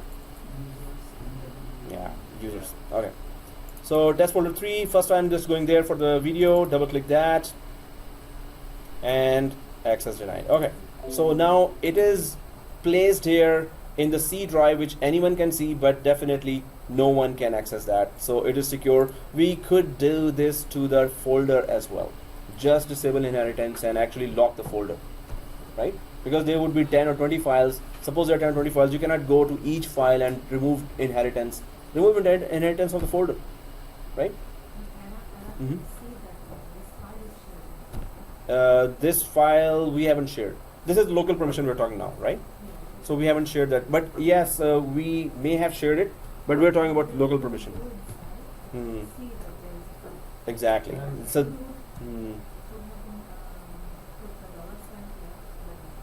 yeah. So, exactly. So share folder we can hide as well through $, and we can do the disable inheritance on the folder level, not the file level, right? Okay, guys. So if I want to go and check Alice's that test folder 4, I could go to users folder, and there is Alice Mullins profile. So what is Alice Mullins profile doing here? Whenever a user logs in from any computer, his or her profile gets cached locally, always. And there is a group policy script that says that delete all locally cached profiles.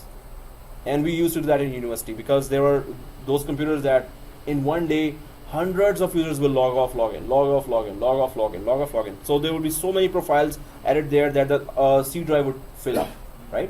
C drive would just have no space. So we create a script, created, it was already there. We just enable that script, and it would just, when the computer is shutting down, it will just delete all the locally cached profiles. So if I want to go to Alice Mullins, it is still there. The file is still there in the computer, right? Alice Mullins, we want to go for that folder, test folder 4. So double click the Alice Mullins test folder, and let's just go to documents folder, right? Alice Mullins document. You don't have current permission, exactly. So she was smart, she put it in her documents, in her profile documents, right? Which cannot be accessed by any other normal users, right? So if I click continue, of course, then it will ask netadmin's permission, which somebody was using here, netadmin's permission to access. That's not good. So yeah, we should stay with the end users, right? With netadmin, okay, so this is it, local permission. So share permissions over the network access we can give or not. Local permissions locally can we remove and add access to our folders or not. That's the difference between the two, right? Can you access Alice Mullins for NetAdmin? remotely? Remotely? Yeah, can you do that? have to be that. Yeah, and you must have privileges to do that, right? So, okay guys, local permissions, one user, if you're physically there and one user is clicking, using that computer and wants to save his or her file, yes, they can do that. And if you, over the share network, you can do that too, right? But the steps are these, and please try this at home as well. The same steps will work, or try some other place, same step will work. There are no other steps. There are not much options there. Yeah. So which permission would take precedence then? If Good. So suppose there is one folder. Okay, take precedence. I have to talk about that scenario. So, what is precedence? First of all, there is. We're gonna create a scenario here. I'm just gonna try to create a scenario, and then I'm gonna ask you a question. So there is one file server here, and there's a shared folder, and this is account shared folder.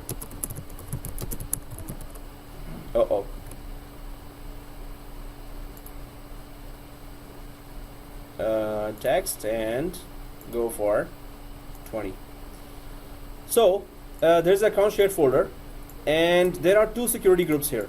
One is accounts security group, and second is sales security group.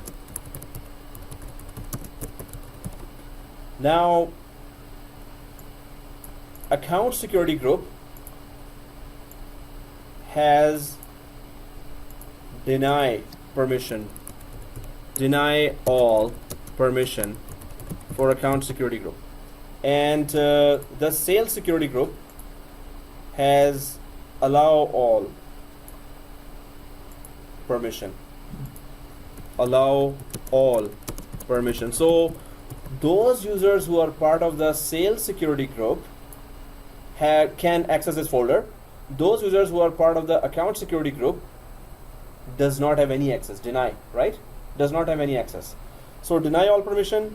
This means any users of this security group cannot access this folder, and sales slays they can just have access because they are allow all permission. Now, user John, suppose there's user John, is a member of both groups, both security groups. So user John is a member of both security groups, right? Somebody added user John to this account security group, and somebody added user John to sales or slays security group as well. Slays security group. So will user John have, what will be the ultimate permission for user John? Can user John access the account shared folder or not? You're saying no. Anyone else? No comments. Anyone else? No. Anyone else? Of course I would ask the reason now. Deny. It's completely denied. Deny takes precedence. If there is a full allow and there is a full deny, always deny takes precedence. That's the rule of the thumb. I really wish I could start a lab on that too, but there are some things that you have to take as rule of thumb. Try it at home. You're most welcome. Yeah, you're saying?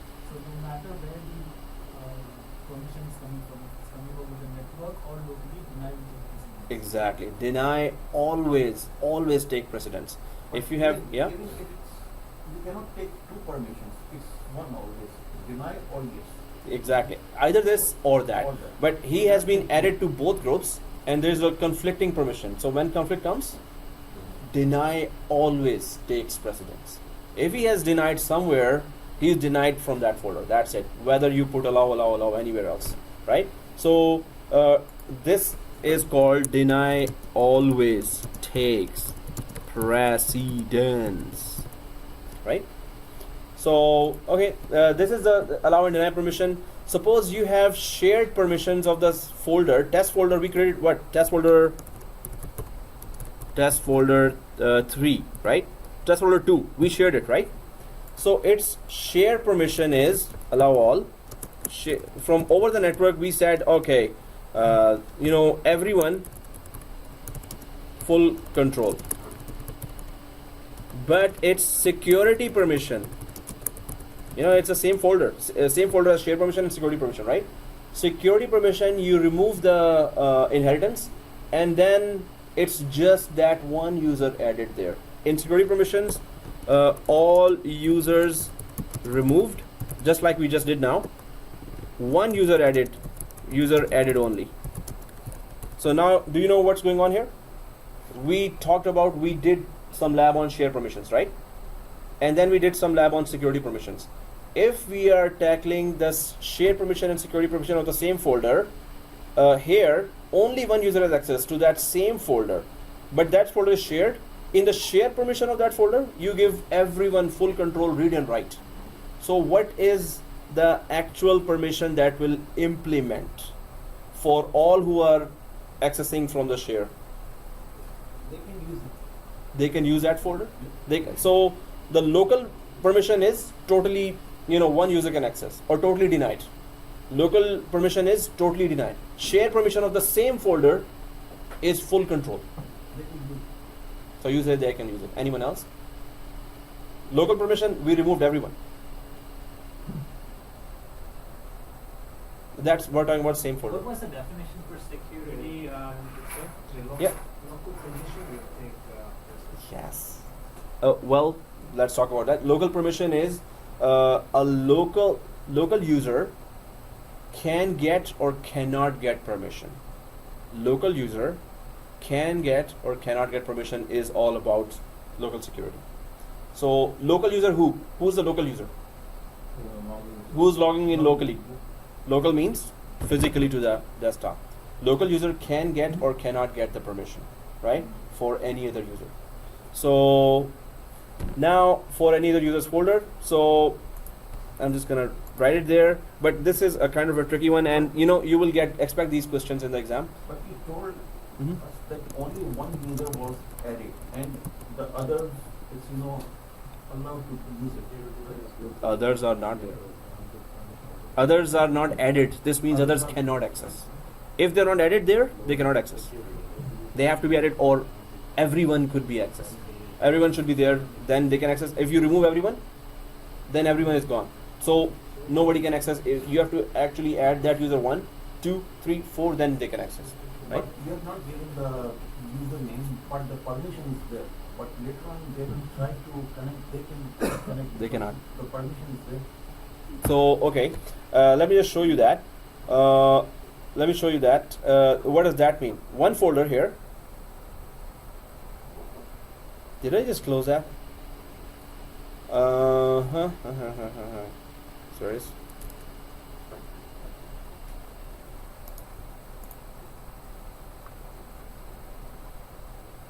Oh, good. Okay, see this? Now, what I'm trying to say here is, the rule of thumb is, if there is a deny and there is a allow for any one resource, for any one user, deny will take precedence, right? If there's a conflict, right? So test folder, I'm messing with both types of permissions now, local permission and the share permission, right? So if I right click the test folder here and go to the properties here, now you have share permission. I give full control everyone, share permission.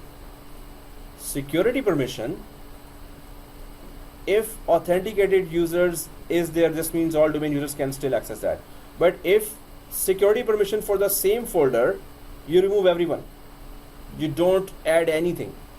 So in security permission, if it says no way anyone can access, and in share permissions, you say everyone can access, it's still a conflict now. Even if you're not locally, physically available, it will be a conflict for the remotely connected users as well. It will be a conflict now. So for that same user, it is said in the local security, no one accesses. I'm going to remove everything, right, by disabling the inheritance. If I disable inheritance and remove everyone, and here I give full control, it will still be denied for everyone. Even from the network, it will be denied, because when they are accessing from network and they are locally trying to make a read and write, they cannot read and write because no one locally is allowed to do anything on that folder. So in that case, when deny and full control have conflict, in this case, deny will take precedence. Deny always takes precedence when it is put against any other permission. Change permission, read permission, any permission, full control permission. Deny, if deny is there, deny is there. That's it. Deny will implement. So it's local security is full deny, sharing is full control, allow control. It's denied for anyone who is accessing over the network as well, right? So that's how permissions work. When there's a conflict of deny, just, and these questions will come, 5 or 6 questions or 10 questions will be there that are, okay, he has this permission, and it will be a long scenario that this folder has read and write for John, this has read and write for Alice, this has write only and read only for that. You have to really work that out, Yeah. right? I saw one of the questions. Yeah. The first 25 questions, one of the questions was Permissions. So deny, always remember, if it's deny, if it is, then there is a least restrictive and most restrictive. What is that? It's permissions, guys. So we have to really, so one is full deny, full allow. Sorry, you were saying? No. Okay. It's a Break break time. time. Let's confuse you a little more. yeah, So we need to go from the yeah, you can say it in this way. We really need a break now. So this will really represent now. But permissions is not easy. Permissions is, you have to be very careful about that. If CEO's folder you gave permission to some unauthorized users, you're in big trouble. So permissions is something you have to play with a lot, right? If I just put these words, can you just tell me the meaning of that?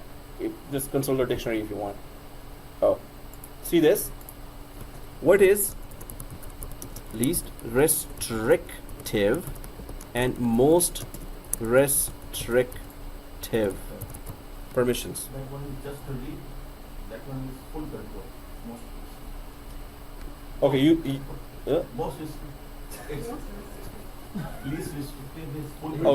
okay, break time. No, just Full kidding. control. So, Full control.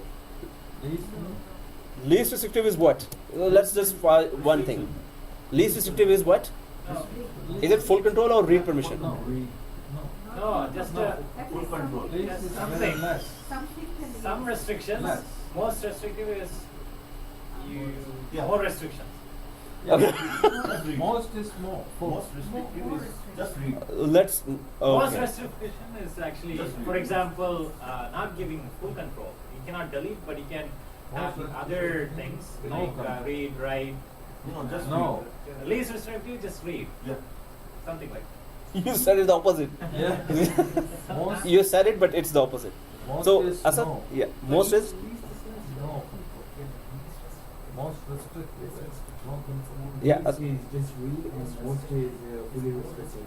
Can't access at all. so least restrictive is that you have less restriction. That's what I said. told you before. That's what I said. No, then we kept on changing. So No, I said that right thing. least restrictive is?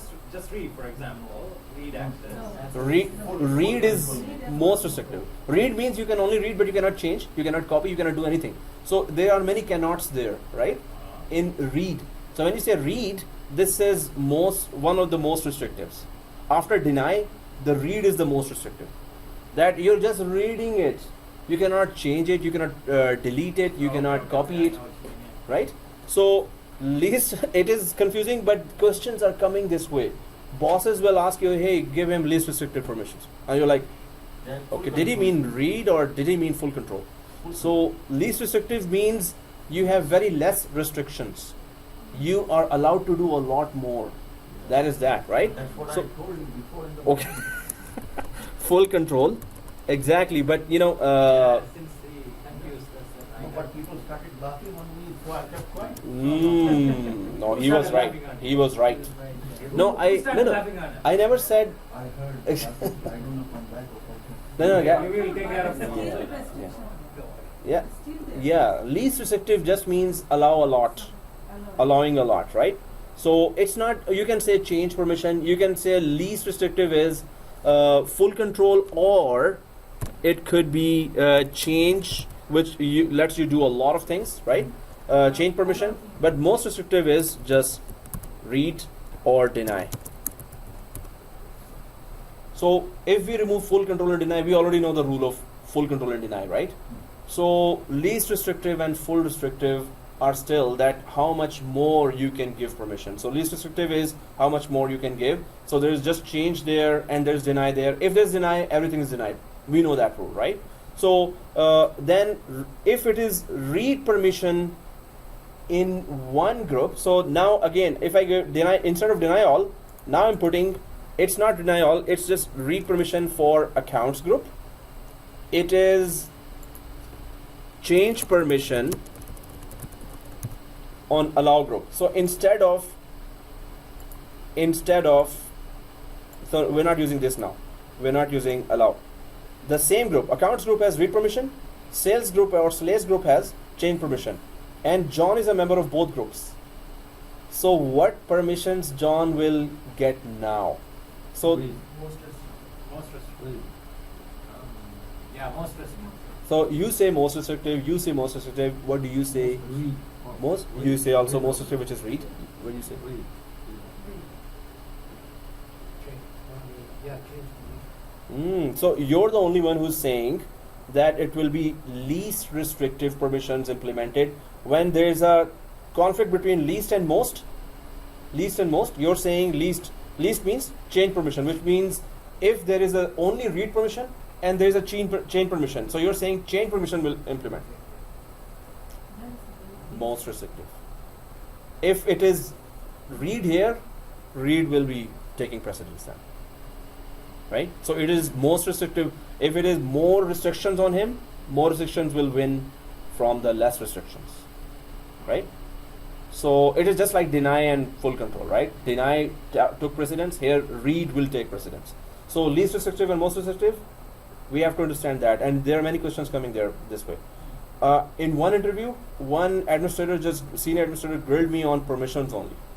And he kept on going, oh, there's least permission and there's full permission, most permission. And I was like, okay. Then he started writing, okay, then, okay, resolve that in 2 minutes.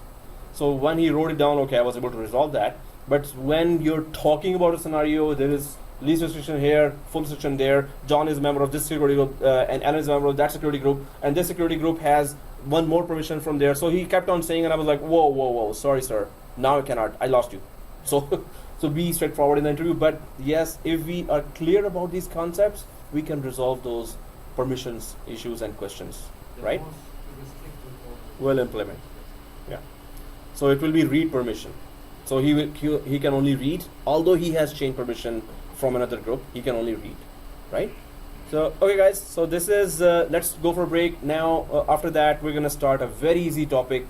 So because we were brainstormed a lot in this, so and very easy topic might be actually the exact opposite of that. So anyway, so let's have a very refreshing break now. Someone needs to buy tickets for. Hey, Oh no, for. Assad, That's he's fasting. Okay, problem solved, issue solved. Okay, buy for us. We are not. Huh? Really? Just joking. Okay.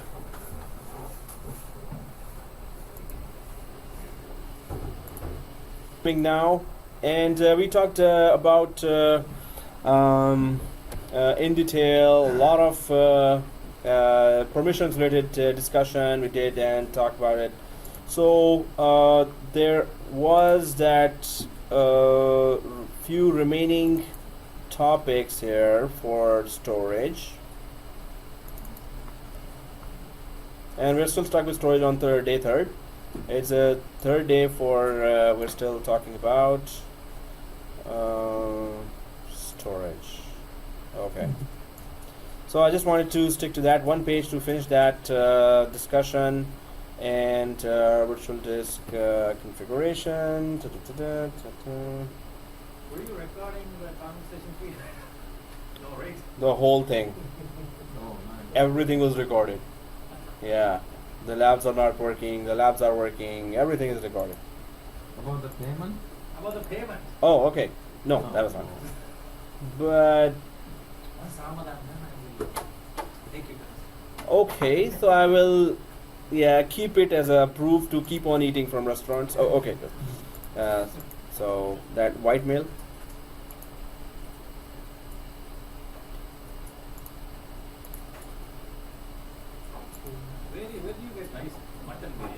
Oh my god.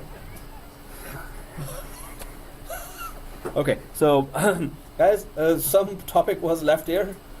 Whew. When he said mutton, the whole emphasis was on mutton. So it was like a ton of rocks. God You know. is testing you from too. Yeah. Eating all the time. Yeah, so he's a test sent to the earth. Okay, guys. So there are some very important wordings here, or there are some important factual information here that really need to be checked here. So I did talk about the resiliency and corruption. I hope we could create a corruption on our hard disk, but I don't know how to do that. REFS, whenever we face corruption in the hard disk or we crash the hard disk, try to throw your hard disk and try to see if the data is recoverable or not. And have a warranty for physical damage, right? So you could just replace the hard disk and tell them, oh, I was just testing for resilience. Okay, so and I hope Canada Computers might do that. So MBR disks, traditional partitioning table, and then GPT disks. So master boot record and GUID partitioning table. These are MBR does not support more than 2 terabyte maximum size, right, of a disk, and GPT goes way beyond that. It goes to 18 exabyte. What is exabyte? Anyone knows? 8 bytes, really? Huh? Sorry? 1000 terabyte. Okay, so 1000 gigabyte is terabyte, 1000 terabyte is exabyte, right? So E or EB, and right now, well, after 4 or 5 years, maybe we will have exabyte drives. Right now we have terabyte drives, right? So and then partitions, GPT or GUID partitioning table disks. We were given the chance when we were creating the disks that do you want MBR or GPT? So MBR still is not going to support more than 2 terabyte, while GPT, GUID partitioning table, you can create 128 partitions. So it's like C drive, D drive, E drive, F drive, H drive. That's just 23 letters, right? You can create 128 partitions in terms of volumes, right? You can create 128 of them. So partition up to 8 zettabyte. So GPT is all about bigger and larger, right? And more in numbers. So one partition can be 8 zettabyte. I think zettabyte is more after exabyte, I guess. So so, and hard disk up to 18 exabyte. So it is there. Create plus mount VHD, VHDX. Mount drive we're gonna do on Monday if no one was able to do that, right? Mount drive again. So the main thing is GPT disks. If you are creating a GPT partition in disk instead of MBR disks, so GPT disk will support bigger partitions and more number of partitions, and very, very huge disks it can support, right? That's the only difference between GPT and MBR. When we were always creating disk, it was asking you want to create MBR, and you want GPT, right? So this is the difference between the two. We talked about file systems already. And try to summarize your notes from the video, whatever we talked about, and that's it. We can detach and attach disks here. That is a 7411 also. Detach and attach disk, it says. Okay, VHD. What is VHD and VHDX? VHD is for the older server. No, it's under 2008, yeah. 2008 what? Windows Server 2008 version of Virtual hard drive inside which role? Virtual hard drives are created for a virtual machine. Virtual machines are created inside what? Hyper-V, exactly. So VHD is a virtual hard disk, and we can create the VHDs and attach VHD to any virtual file. Do we still have Hyper-V intact? Or did we delete that? Hyper-V is still installed or not? Yeah, it is. But it was not working, when we removed that one. So it was What corrupted or something like this. What did we We remove? uninstalled again that one. We uninstalled Hyper-V? Yeah. No, that was Windows Server. No, that was server 4. Server. Oh, server cover. So there should be a test, huh? Okay. I have a custom lab, but that's going to be too tough for you. I mean, it is tough. If you go through that, you're a soldier of 7410. You don't need to give it to us now. Once we finish all the exams, Yeah. by the time we have time, then at the time we will ask. Like you're saying 7410, 411 and 412 are all done, right? Or just 7410 one's done? Once we, because we are studying the numb questions in order to pass Yeah. the exams, like you said, that's what Yeah. we're doing. Yeah. Right? So We are custom done. lab. So that's why I'm not giving custom lab now, but it's scary lab. But scary means it's very, very good for you for your job environment, right? I know. For If- understanding that yeah. concept. Because you're gonna be installing all the roles in one go, all the roles. So it has to all work together after you install, and it does not have to conflict after that. So what we have done till now, every day one role, two role, maybe one role, but in one go, in one day, when you install all the roles together, and they should work perfectly. That's what in the company, in the production environment, you will see. So guys, here VHD is a virtual hard disk. We did talk about in the virtualization as well. So disk management, if we go to the disk management option, we can create a VHD and we can attach a VHD. How to attach a VHD to a virtual machine? Didn't we do that? We were attaching. So in Hyper-V Lab, anyone remembers Hyper-V Lab? So if we go there, so let's go to server 2. So the permissions done? Yeah, permissions done. That's it. So server 2. Server 2, guys, right? So I think server 2 has our Hyper-V, right? Yeah. It has Hyper-V, right? Okay. So although we did that in 7412, but that was much bigger lab. Oh, yesterday 7411 we also did that. We were doing BitLocker. So Hyper-V here. Do we see server 2 Hyper-V? So go to tools in server manager and just go to Hyper-V manager. Oops, tools, Hyper-V. So when you right click here server 2, what options do you see? Hard disk, right? Hard disk is there, right? So we can create a virtual hard disk without even creating a virtual machine, right? So virtual machine, when we are creating a hard disk, will be created. But how about we create a hard disk and attach it to a already working virtual machine? Can we do that? Didn't we do that before? No, I don't think. So, okay guys, see this. How many virtual machines we have? We still have NYFS to TORFS. We still have that, right? So everyone has that, right? Virtual machine, right? So we're gonna, so this one virtual machine NYFS, it's, you know, this is already created with its own one disk, but we're gonna create a new disk and we're going to attach it to a working virtual machine, right? So that's the next objective there in the slide as well. So how do we create a new disk and attach it to a working virtual machine? So go to new and click a hard disk here. Everyone there? And click hard disk.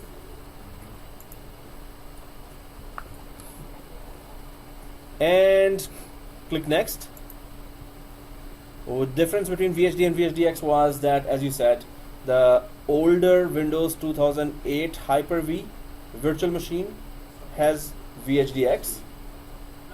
Okay, got it. Okay, VHD, and newer Windows 2012 Hyper-V virtual machine has VHDX. Yeah, that was correct. Yeah. So next. Okay, now you should know the difference. Fix this. Fix size quickly. Fix size or thick provisioning.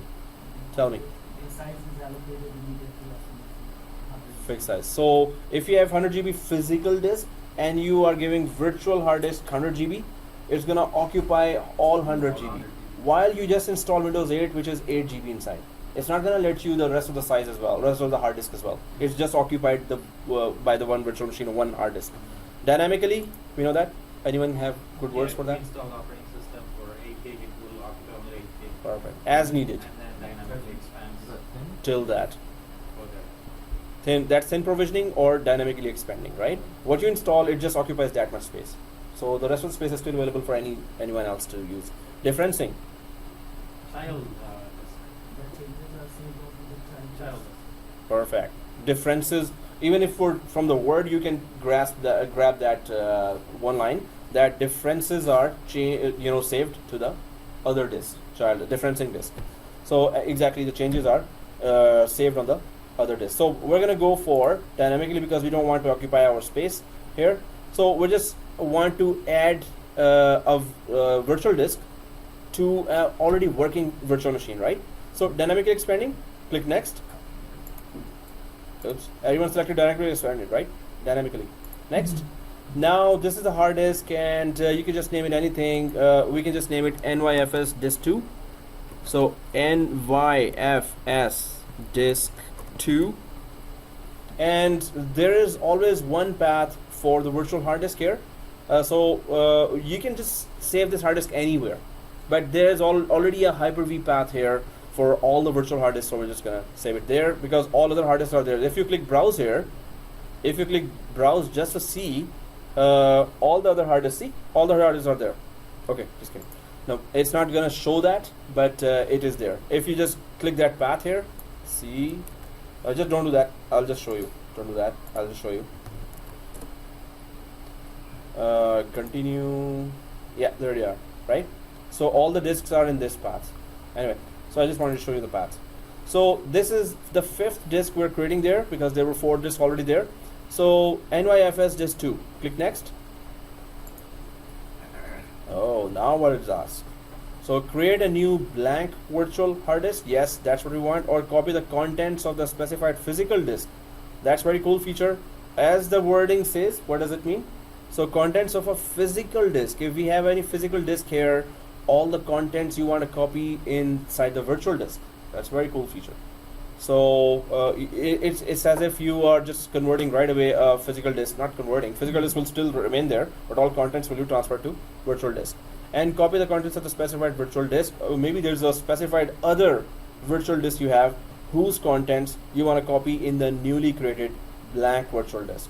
So wherever you want to copy that, there are 2 options here. We're going to stick to our blank virtual disk. We just want to learn how to attach a second disk to a virtual machine and where to go for that. So, but we need to understand all these as well, right? So create a new blank virtual disk. Everyone there? So no change on this page. Click next. And that's it. Finito, right? So finito. Now, where's that disk? Does it show anywhere in this screen? No. It will only show virtual machines, but we know where it is because wherever other virtual disks are, it is there, right? But once we go inside the virtual machine, let's attach that disk now, right? The path was still the same, which I copied here in run. The path is this one, so it's normally it's a long path. You see users, public, documents, Hyper-V, virtual hard disk. That's the path. Anyway, now there's that disk created already. So minimize that, and what we need to do is just attach the disk to any virtual machine. Let's just go for NYFS. Right click. So everyone on NYFS, and go to settings. So do we see here anything related to hard disk? First of all, if we click this hard drive here, so there is, we already did the pass-through lab, right? So do you see anything showing here existing drive? Any option for existing drive? No? Nothing, right? So we can then check the SCSI controller. When you check the SCSI controller, do you see the hard drive option? Maybe you want to add a new hard drive, right? So if you want to add a new hard drive, so everyone has clicked the SCSI controller and click the hard drive. We can just go from add hardware as well, but we are going for SCSI controller, right? Because you just are interested in checking the hard drive. So if it is already selected, click the add button. Is there any option that adds existing drives? We're looking for that, right? So click add here. And now, can we add an existing drive here somewhere? So first it creates on the left side a new hard drive file. It doesn't know the name of the file, right? It should be something .vhdx. So we need to search for an existing drive, or we can create a new drive for the same virtual machine NYFS, right? Already it has one drive, now we're creating a new. Either we create or we give already an existing drive.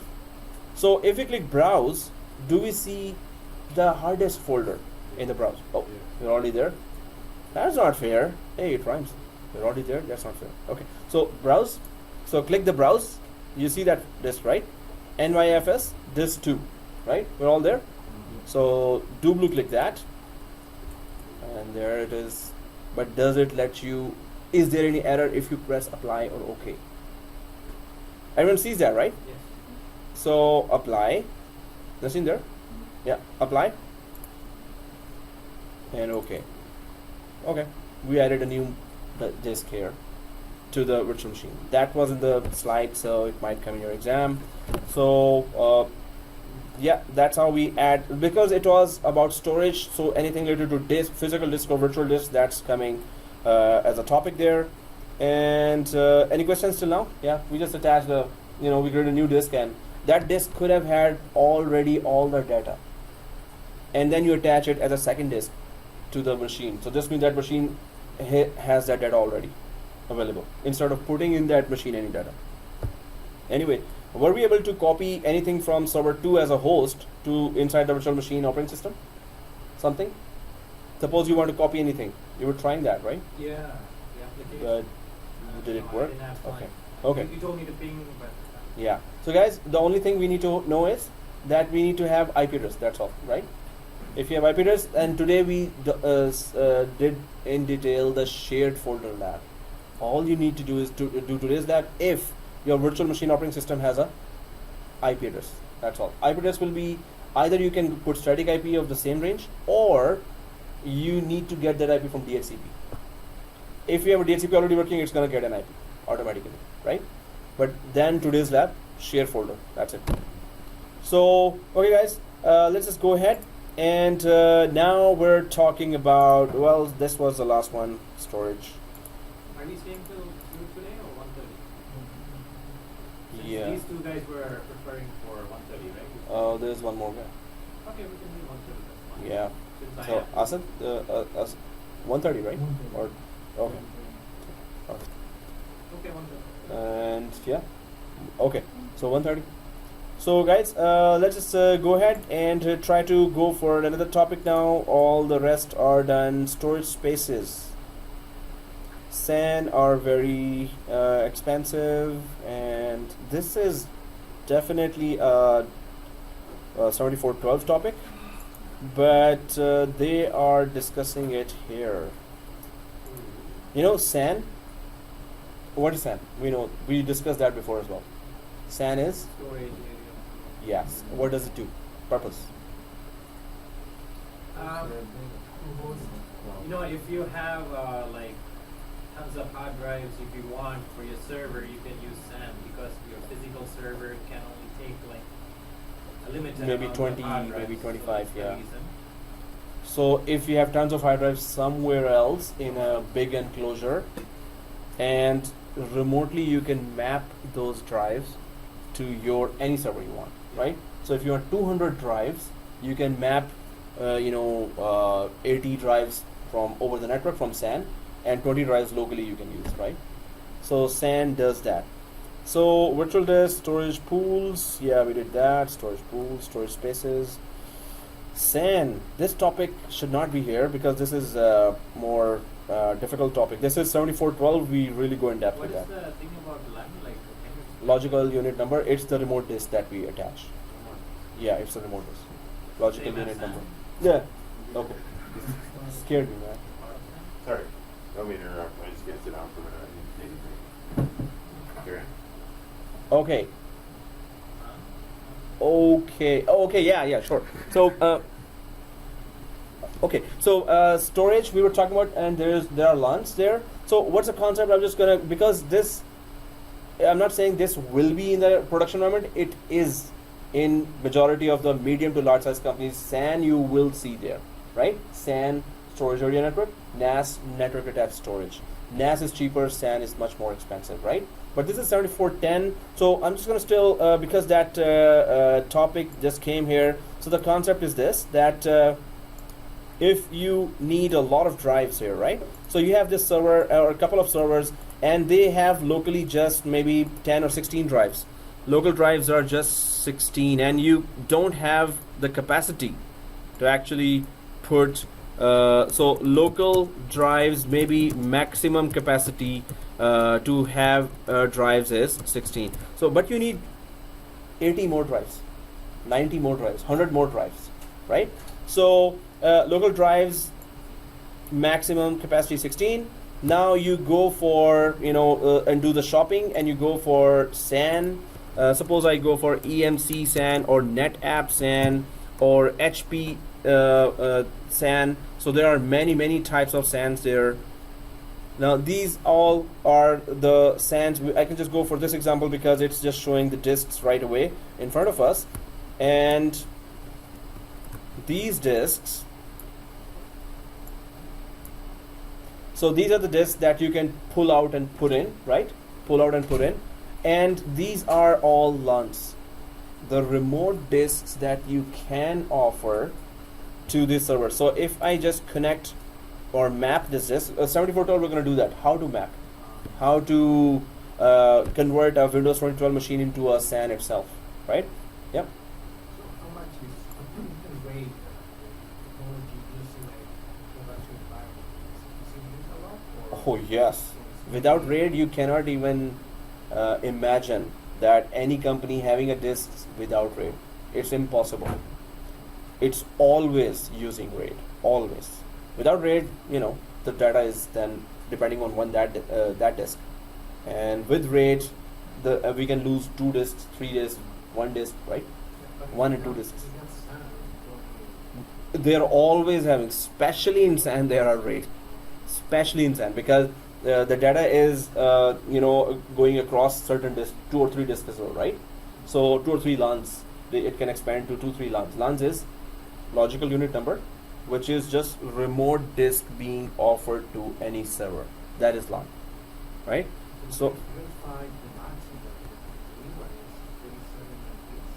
is 32. 32. So just create another RAID 5. Other RAID 5 32. Other third RAID 5 32. But there are many other RAID in storage. You have to do a storage course. Then you will see they have many more other protections here that we don't even know about. There are new technologies in that. So storage course is a separate course, and you need a SAN. Just to do that course, you need very expensive SAN technology there. So very few colleges have SAN, equipment there, and they're teaching storage there. But the main thing is the LUNs are connected to any server they want, and we're going to be practicing that. We're going to try to do that in 7412. But if that, 7410, you will see a lot of questions that are not supposed to be a 7410 question. But you will see a lot of those questions. Many terminologies that we are supposed to discuss in 7411 and we are supposed to discuss in 7412. Those terminologies will be in 7410 as well. And this is the same for 7411 as well. Some of the terminologies of 7412 will be used in 7411 exams as well, that we are supposed to learn there properly. So SAN we are supposed to learn in 7412, but it is mentioned in 7410 questions, because the exams are meant for those who have at least done 2 years of system administration already. It's meant for those. It's not meant for those who were not able to do that or didn't have experience at all. Not for us. It's not for us, and it's always us. It's always majority. Those who are doing the job, they are doing the exam. They understand many of the terminologies there already because they're using it every day or they're hearing it every day, right? So we never heard that. We were not for 2 years. So certification, they say that if you have done a job as a system administrator in a 1,000 user network minimum, if it is 20 users network, that's also exam. These certifications are not meant for you, right?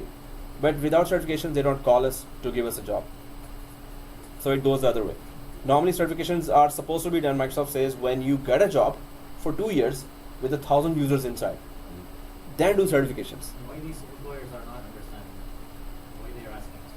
Oh, so that it's meant for that, but employers know already that even if we don't have experience and we have done very good labs and we portray those questions very confidently, define those questions, so they just take it. They are willing to even train you. Some companies, but there's no guarantee for any company. But the main thing is we need to get certifications so we could get attracted by the recruiters. They would call us, and then interview table. That's your luck. How do you talk to those interviewers, right? How much you can impress.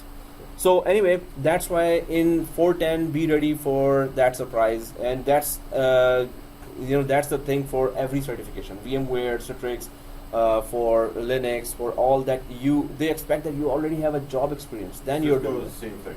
Cisco, everything, right? Just remember, 95% of people that come here, they Uh-huh. got jobs. Yeah, What about 5-1? yeah, 5%. Whatever the About that 5%. 5%. I hope we're not in the 5%. But if you're really working hard, you will be getting a job, and people are getting a job. Companies know the situation; they know that. And many of the students will not have background work experience, so they will still try to explore you. But can you handle? Then they will give you smaller jobs on the big network, then bigger jobs if they gain confidence on you, right? Yeah, once we impress, Yes. they will. Yes. Like you said, they won't let us handle their big network because Not right away, but 3 month probation period, that always is there. 3 months they check you that how are you doing as a teamwork and everything about you, right? also you need to be humble. And that's a very, very critical thing. Be humble about your achievements, right? So definitely, guys. But this is the SAN will be discussed a lot in 7411 as well, because SAN is out there and you have to use that, right? So you have to know all the terminologies. Try to do your self-study as well, and try to see some YouTube videos and discuss with me as well, right? So what is SAN? But 7410 expect a lot of terminologies that are not even supposed to be part of the 7410. So they are just getting from their engineers everything. Many of the questions that of my boss's boss, they were all experts in Exchange server, and they failed in the Exchange exam, and they are doing Exchange server for 20 years or 15 years. They're doing only Exchange server work. Many of the scenarios Microsoft came up with that their engineers told somewhere around the globe, and they put those scenarios. Now, if you didn't do a specific scenario, you cannot know right away what is the answer for that scenario, right? So there were so many scenarios in Exchange that my boss saw that, oh, I didn't do that, but let's guess then. Out of 4 questions, and it was wrong. Because he didn't do the scenario, he has no idea about that. So then he said, okay, where is that exam collection? I'm sick and tired of failing. I know all the technology, so that's why, even industry knows that even the experts may fail again and again. So we need to be in the job market sooner, so that's why I'm saying that try to go ahead and do your labs at least 2 times, all the labs at least 2 times for 7410, for 11, and many students are doing that now. Those who are done with 410, 411, 412, they are still in contact with me, and they are still starting from 410, doing all the labs. Wherever they're stuck, they're calling me, or other students as well. And then 411, 412, some are 410, which they have completed all the course. So that's why it's very important that we redo the labs again and again to clarify the concepts, right? So, okay guys, that's what we can do as an alternative to not having experience in the job environment. But if you're good in labs, you can impress them still in the interview. Okay guys, so monitoring Windows 2012, monitoring is one thing that's going to really save your job. And if you have an eye on your network when it is going down, if it has gone down, how to recover. The recovery topic is all topics are 7412 topics, where we're going to cause a disaster and then we're going to recover from there. But here, monitoring, if you don't have an eye on where the errors are coming from, sometimes monitoring tells you even days before the disaster is about to happen. If we are not looking, whoa, that's bad. And once it happened, the disk crashed and the whole server crashed and 2,000 users were disconnected, and I was responsible for that. And we were done. We took it back, but then my boss sat there on the server, that same server, and he went straight to EventViewer, and he started looking for events 5 days ago, till the crash day, and there were many red errors coming for disk space is about to run out. And he said, Amir, did you not see these errors? And I was like, if I had seen that error, I would have removed the unnecessary files, right? And this disaster would not have happened. So, but it happened, and definitely I did not do that, and I had to take them all to a very big restaurant. Okay, so anyway, but that was a big punishment. That was dearly expensive restaurant. So, but the main thing is, yeah, he didn't kick me out. If he was my boss in university, if he was my boss in Scotiabank, gone like this. So I really learned it the hard way that EventViewer is my best friend. As soon as you join the job, day one, go directly to the servers responsible you are given responsibility for, and go directly to the EventViewer of those servers, and make PowerShell script for those. I created PowerShell script that tells me for 50 servers, tell me any event saying the word failure. So it will just go to all, it'll touch all 50 servers EventViewer, and any event that says failures, delete it, restart for these words. Wherever these words are disaster words, it will just give me that event. Okay, there's an event here that says at 10:30 last night there was restart, and I will be really alarmed at that, and I will just go to that event. Oh, okay. Then I would report right away that, hey, it was last night, I was not on call, somebody else was, he should have checked that, and I'm checking why it restarted. It should not restart, right? Without any warning. So EventViewer, very important. Where are EventViewer? Let's just go for that first. That really did cost me nearly my job, and that really will cost you as well if you didn't see that every day. And I would recommend that try to understand that event. Okay, so if we go for let's just cause an event and then try to check it. But first of all, where do we go on server 1? So let's go to server 1, guys. And on server 1, do you know where's the event viewer? Can you tell me, can you take me there? Tools, Yeah. and then EventViewer. Oh, okay. So here, server 1, tools, event viewer, right? Everyone there? Not everyone. Everyone there, right? Okay. If you go to run and type EventViewer, you still go there, no? Well, it is not exact spelling, straightforward spelling. It's EVNT something. So it's not EVENT. So event viewer here, guys. So you're saying Michael cannot spell EventViewer? No. The spellings are specific for putting in run. EVNT maybe. EVNT, right? Yeah, I'm not. I will just Google it and I'll see that, because there's so many million small things we cannot possibly remember everything. That's why Google Sense is my master, Google. I can't So. even remember my name. Michael, what's your name? Michael, what's okay? I've already said that. So, so guys, do you see custom views here? Custom views in Event Viewer. Then you see here Windows logs. So you should be seeing like this: custom views, Windows logs, applications and services logs, and then subscriptions. Right? All these are here, right? So custom views. Oh, I just clicked subscriptions. So custom views here. That means that you can just add any view of the log events that you want to be to see here. This is just still advanced. Let's just collapse that and go for the main area that you will be looking every day. And when you come in Office, that's the first thing you see. Go to event logs, Windows logs, right? Windows logs and application. There are event logs here, security, setup, system, and forwarded events, right? So if we go to system directly, wow, that's a colorful one. Serious. Warning.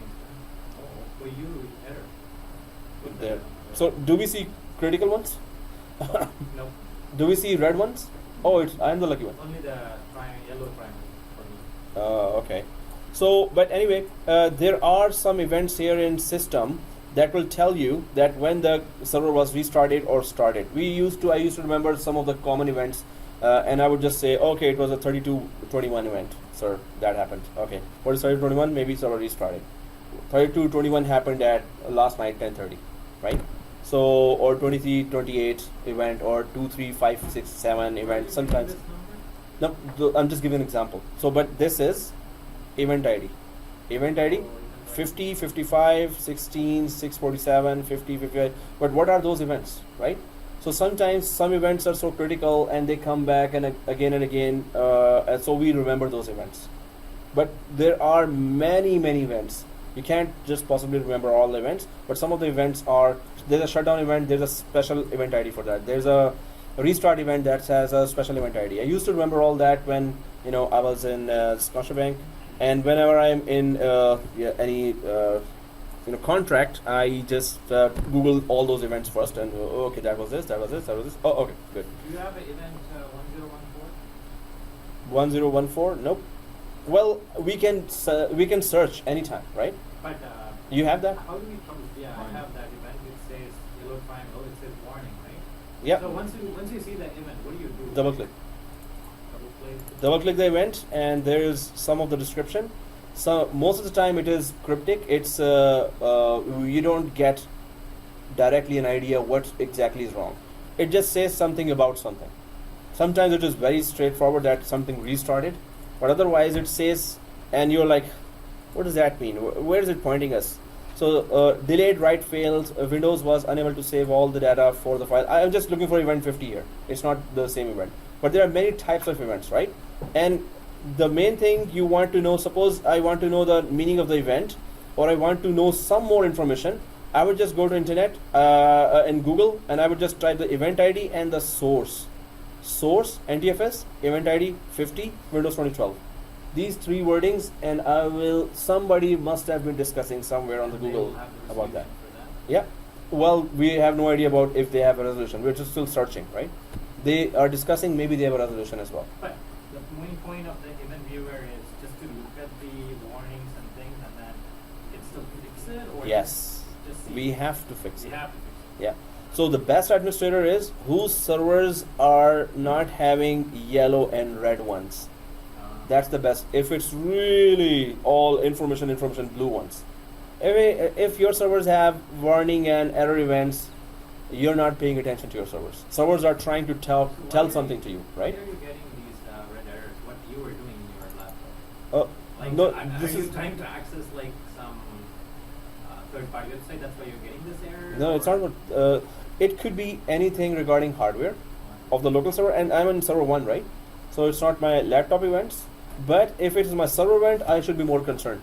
That while on these servers event, we experiment so much, and we are shutting down, restarting whenever we want, right?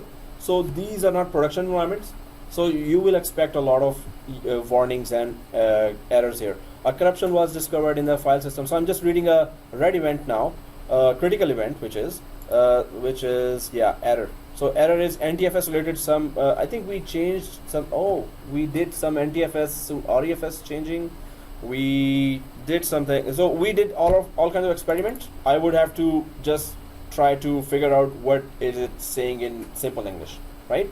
So sometimes, or many times, majority of the time, you will not be able to understand what is that event actually saying. So what do? There, I used to be a paid member of EventID.com, right? EventID.com or EventID.net, and then I was a paid member of Asking Questions, ExpertsExchange.com. One time it saved my life. Not my life. I was not about to jump from here. It is Niagara Falls. My job. I just asked that question. You can be a paid member. You ask question, the experts answer. That's why it's called ExpertsExchange.com, right? So after fixing these errors, yeah. you will get any green signal or what, that this one is fixed or not? that red event or yellow event, it will not come anymore. It will show IE, right? Information. Yeah, I only information. So if yellow is coming again, the error is still there. If yellow is no longer there, it's because events are produced regularly, regular. So information, instead that blue information will start coming. This means it's gone now, you fixed it. So if we go for eventid.com.net, there's it. So eventid.net, it used to be very helpful for me for my Windows environment. Then I just started going for VMware, Citrix, Exchange as well. Whatever is Microsoft, see this, eventid.net. If you just put the event ID, which you were saying 114 something, and I was going for 50, right? So it needs event ID number and source number. Then if you're a paid member, and if they have very good solutions for that, yes, they will have that. But there are hundreds, possibly thousands of event IDs, right? So whatever event ID is really, we are after, we can just put it here. This is one place. There is expertsexchange.com. Then there is Google, Sensei Google itself, right? So it saves really, if you are a good searcher, if you really pin down to exact problem, your wordings really count. how you're searching, what words did you put there, right? If you are really good searcher, you will be able to go to that problem resolution page, and you don't know which page comes up in front of you, right? So you have to really be a good Googler, you can say. Anyway, what are the initial? So event IDs just tell us what's going on right now, what the servers are trying to tell us. And do you see this exclamation mark here on the top? Everyone sees the exclamation mark here? So this means some more event IDs have arrived, but you're not looking at them. So if you click F5 here, the exclamation will be gone. Those newer events will also show, whatever those newer events are. Anyone notice that? Oh, there's another one. Seriously, it's regular for me. So if you see this exclamation mark, there are some newer events. If I click F5 again, no more events will show up here. And then exclamation mark will come. This means newer events are waiting, and you're not seeing the current latest display, right? You're seeing older display here. So if exclamation mark is there, you will see. So guys, now these events are there. I just wanted to show you the variety of events here. A yellow triangle, just a warning, something about to happen, critical, something has happened already, and you need to fix it. And then information, sometimes in the information you see that machine restarted. Now if I really want to cache those events that are showing trouble, I would just control F on that, right? So click anywhere here on the event. Are you all on the system event? System event, right? So click here and control F.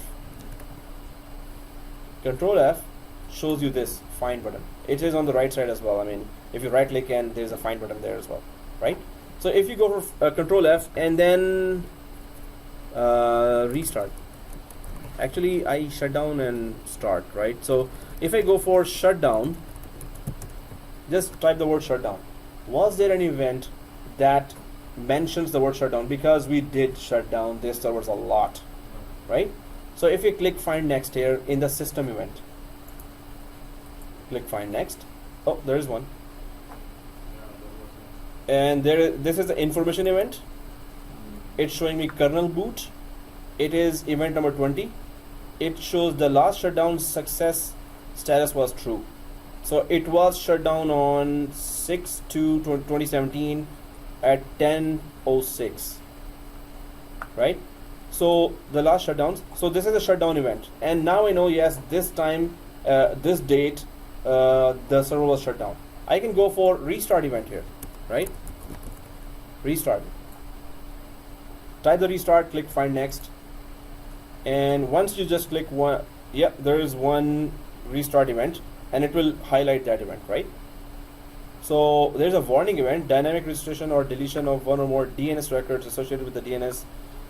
These records are used by other computers to locate this server, blah, blah, blah, blah, blah, blah. So there was a word restart here, but this was restart not for a system, but for a service or for an application.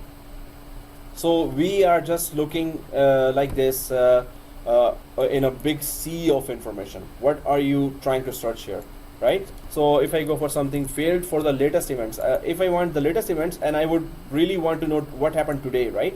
So I would just go for the top events here, and then on the top I will click, and then from top try to search down for all the restart events or anything. So if I just go for control F and failed, there's something failed. Okay, there's a red error here. Directory services SAM.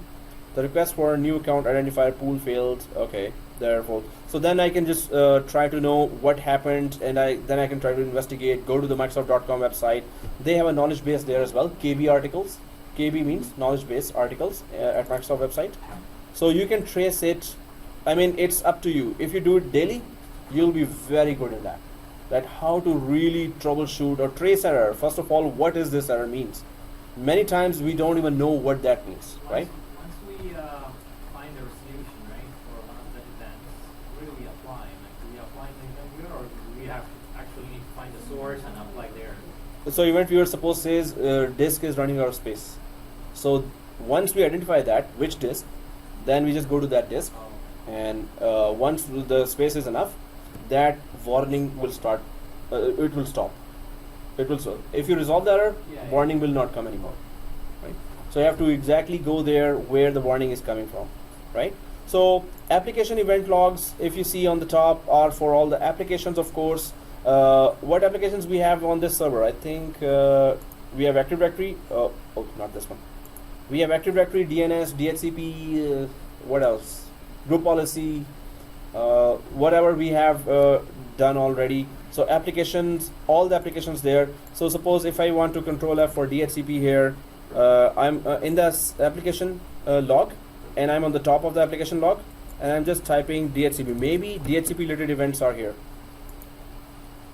If I search, nope, nothing here. So this means that DHCP, maybe I don't have it. Maybe there are no errors inside. It will try to tell us if there is any DHCP related thing. Otherwise, if not, it's kind of a no news is a good news, right? So as I say, but security log here, who accessed at what time to this server? The second is security, right? So who accessed at what time to this server? And maybe you had a remote access, maybe you locally accessed that. So who accessed at what time, right? So if we just go for that and control F, maybe I'll just put netadmin here. Maybe netadmin will keep on logging in, but I'll be, yep, there is one event showing. So I just put netadmin and click find next. So yes, there is one event, audit success. So audit success and audit failure, what does that mean? There is audit failure event will be there. Keywords will be audit success or audit failure. He was able to log in as audit Yes. success, and he was Failure? not able to log in as failure. Perfect. So yes, audit success. So an account was logged off, it says. So successfully logged off. If it's a success for whatever task it was supposed to do, and that task is successful, it's gonna say audit success. Actually, my event says an account was logged off, right? But it was logged off successfully. If there was an error, it would have said audit failure, right? And it was netadmin.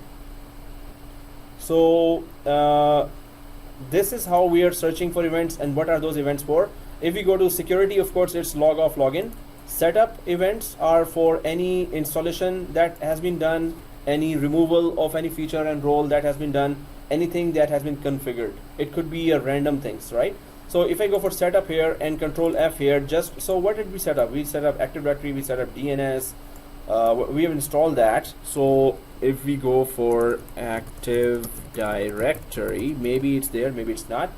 Nope. So it does not record that, or it did not have it. So if I go for double click here, selectable update DHCP server of package DHCP. So it's related to some DHCP background services that were going on. So all the application related or setup for the application or configuration for the application reports are there, right? System is about your server, your operating system, right? So we can see shutdown, restart event, and any changes, any configuration events on the server level or on the hardware as well, right? So now these are the system application security setup events. Forwarded events, what is that? As the name says, you can forward these events to one computer. Suppose you have 50 servers. Those critical events you want forwarded in one server. So we can later troubleshoot. So we can collect all the events, and if it is being collected, so it will just show up, this is coming to server 2, this is going to server 10, this is going to server 11, server 12. So forwarded events can be also, we can forward the events.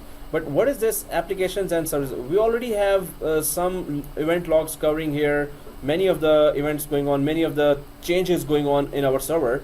If we expand the applications and services logs, now it goes directly to those services or applications or roles that are installed.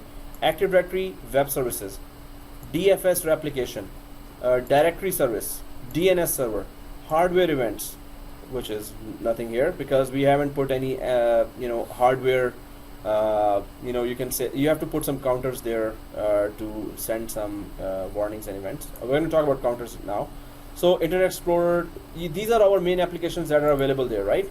DNS events, so directory service event, especially the directory service event, right?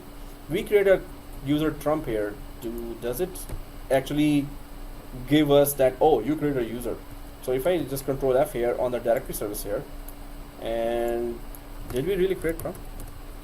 We created 300 users as well. No, see, Trump cannot be even found here. So, but it's not gonna. Maybe the user creation is not an event that it should. Suppose we create 10,000 users. If there are 10,000 events here, it's gonna fill up. It's gonna fill up the whole event log as well. So, DNS server, that's very crucial. In DNS, did we make any change? Did we create a record and PTR record there? So again, DNS related events. If I just go for warning here, double click, what does it say? So the main thing is that if you're on top of your, there shouldn't be any warning event, there shouldn't be any critical events. If there are, please investigate. Try to know from the resources that I've told, especially Microsoft.com, especially that TechNet. That will be your sea of information for all the Microsoft related events. So if I go to that website, first is eventid.net. Very useful if you want, if you really, need some Microsoft related. But there is TechNet. This is a sea of information. That's where all the KB or knowledge-based articles are. So if you go for TechNet, Microsoft TechNet resources for IT professionals. TechNet, Microsoft TechNet for resources. That's where when we go inside, now we can just check. There's wiki there. And I can just go for troubleshooting, download, subscribe, training. So just type TechNet and it will take you technet.microsoft.com, right? So if we go for event ID 50, so see all event IDs are filling up here. What event ID you need, right? So maybe 50, maybe whatever that event ID is, and event ID 5050, I don't know. But event ID already is coming here, right? So then whatever articles are there for that event ID. Event ID 50, which is local time synchronization. So it gives the details as well for that. So this is a very cool resource, very good resource, very important actually resource for whatever event ID you're looking for, right? So go directly to TechNet whenever you have a problem. So suppose issue arrives, Exchange server or any application, Active Directory is not starting anymore, right? So you will have to go to event ID, and first of all, when this issue start happening, suppose Active Directory user computer is not starting at all, you click Active Directory user computer is not starting, right? Now the problem occurred at what time? 1:20. You will go to EventViewer right away. There must be an event created for this problem.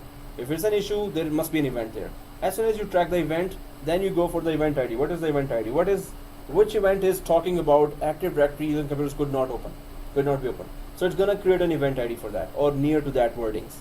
Then go to TechNet and put that event ID, and you will see a lot of information if there is any for that. If Microsoft put any information for that, there are some event IDs. There are some problems that Microsoft did not even write any articles on that till now. So sometimes it's a dead end. Then we go for Master Google. Dun. So it really solves it. So I mean, like if you're a good searcher. So that's how the whole troubleshooting scenario. And in a troubleshooting scenario, you will go for these resources and try to know the leads for how can I resolve this problem, right? So an event viewer would be your first start, always your first start, right? As soon as a problem occurred last night, what time? 11:24. Go to the event viewer and go to the last night event viewer for that day. For 11:24, what were the events near 11:24, before or after 11:24 time? So it will tell you a lot what happened last night, right? So this is just a start. We're going to talk about monitoring. We're going to try to create some events. We're going to try to restart the server and then try to go for that event here. If it creates that event, did it really logged that event of restarting, right? So we're going to try to do that. Yeah. Say if a user access to the folder, he deleted it, important folder. No, that's. Where that message will go? Under system or application? Or It could be in application. Mostly it will be in application because you're going for Active Directory, which is an application. So if you delete a user or a folder, it should come here in it will application. give you the name of the user. Normally it is mystic. It is, you have to really, but delete event will be there. So the word delete would be there, and one object was deleted. It could be very, in a scholarly way, they will be writing that, and we have to really decrypt it ourselves. Oh, what do you mean by that? So Can you pinpoint who was the user? Deleted? yeah, that will be in the security one. who was logged in at that time, Uh, who was logged in from which server. So it will tell that, that's cool. right? You can find the culprit. Yeah, exactly. And that's What he did, yeah. it will tell. Not exactly if you put some auditing, more detailed auditing, which is a 7411 topic. So then you can know exactly which folder he went and which exact file he deleted. If you put auditing on that specific folder. And then, for example, in my previous work, right, we were bringing technical support environment. One of the employee was installing some, was actually, Games or the movies. Oh, the- okay. the Players? foreign movies. Oh. He copied it. So, because he forgot to bring the USB, he was planning to get a USB next day and copy. Oh. The next day, the server administrator found out, and then he was fired. Ow. How the server administrator knows that he copied a file there? Was he creating?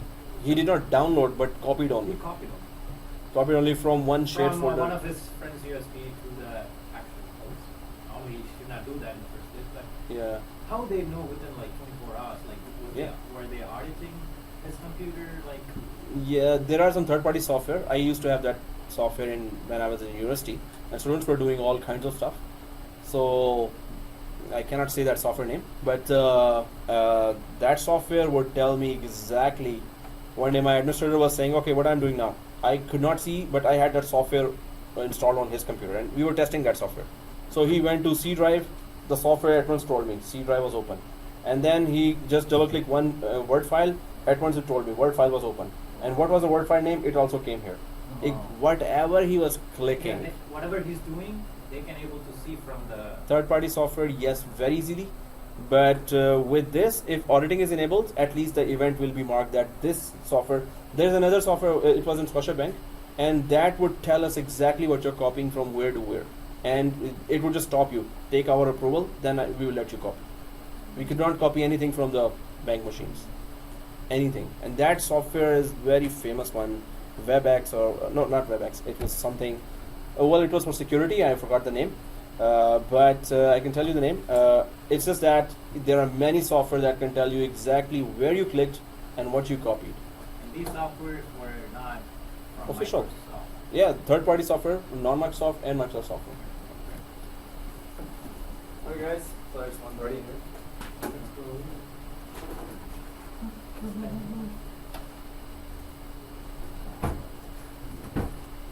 Thank you.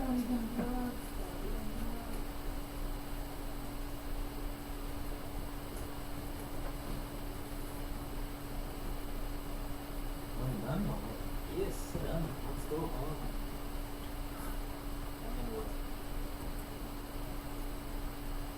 It's your turn.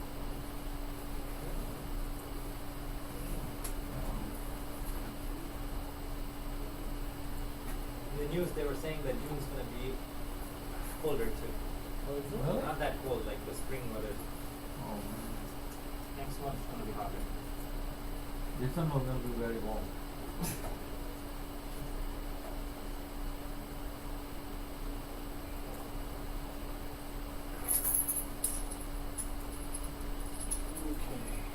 Oh, guys, I Did you bring my forgot to pause. Did you say anything questionable here? Oh, I'm recording that one. Let me pause it. Yeah, we said something.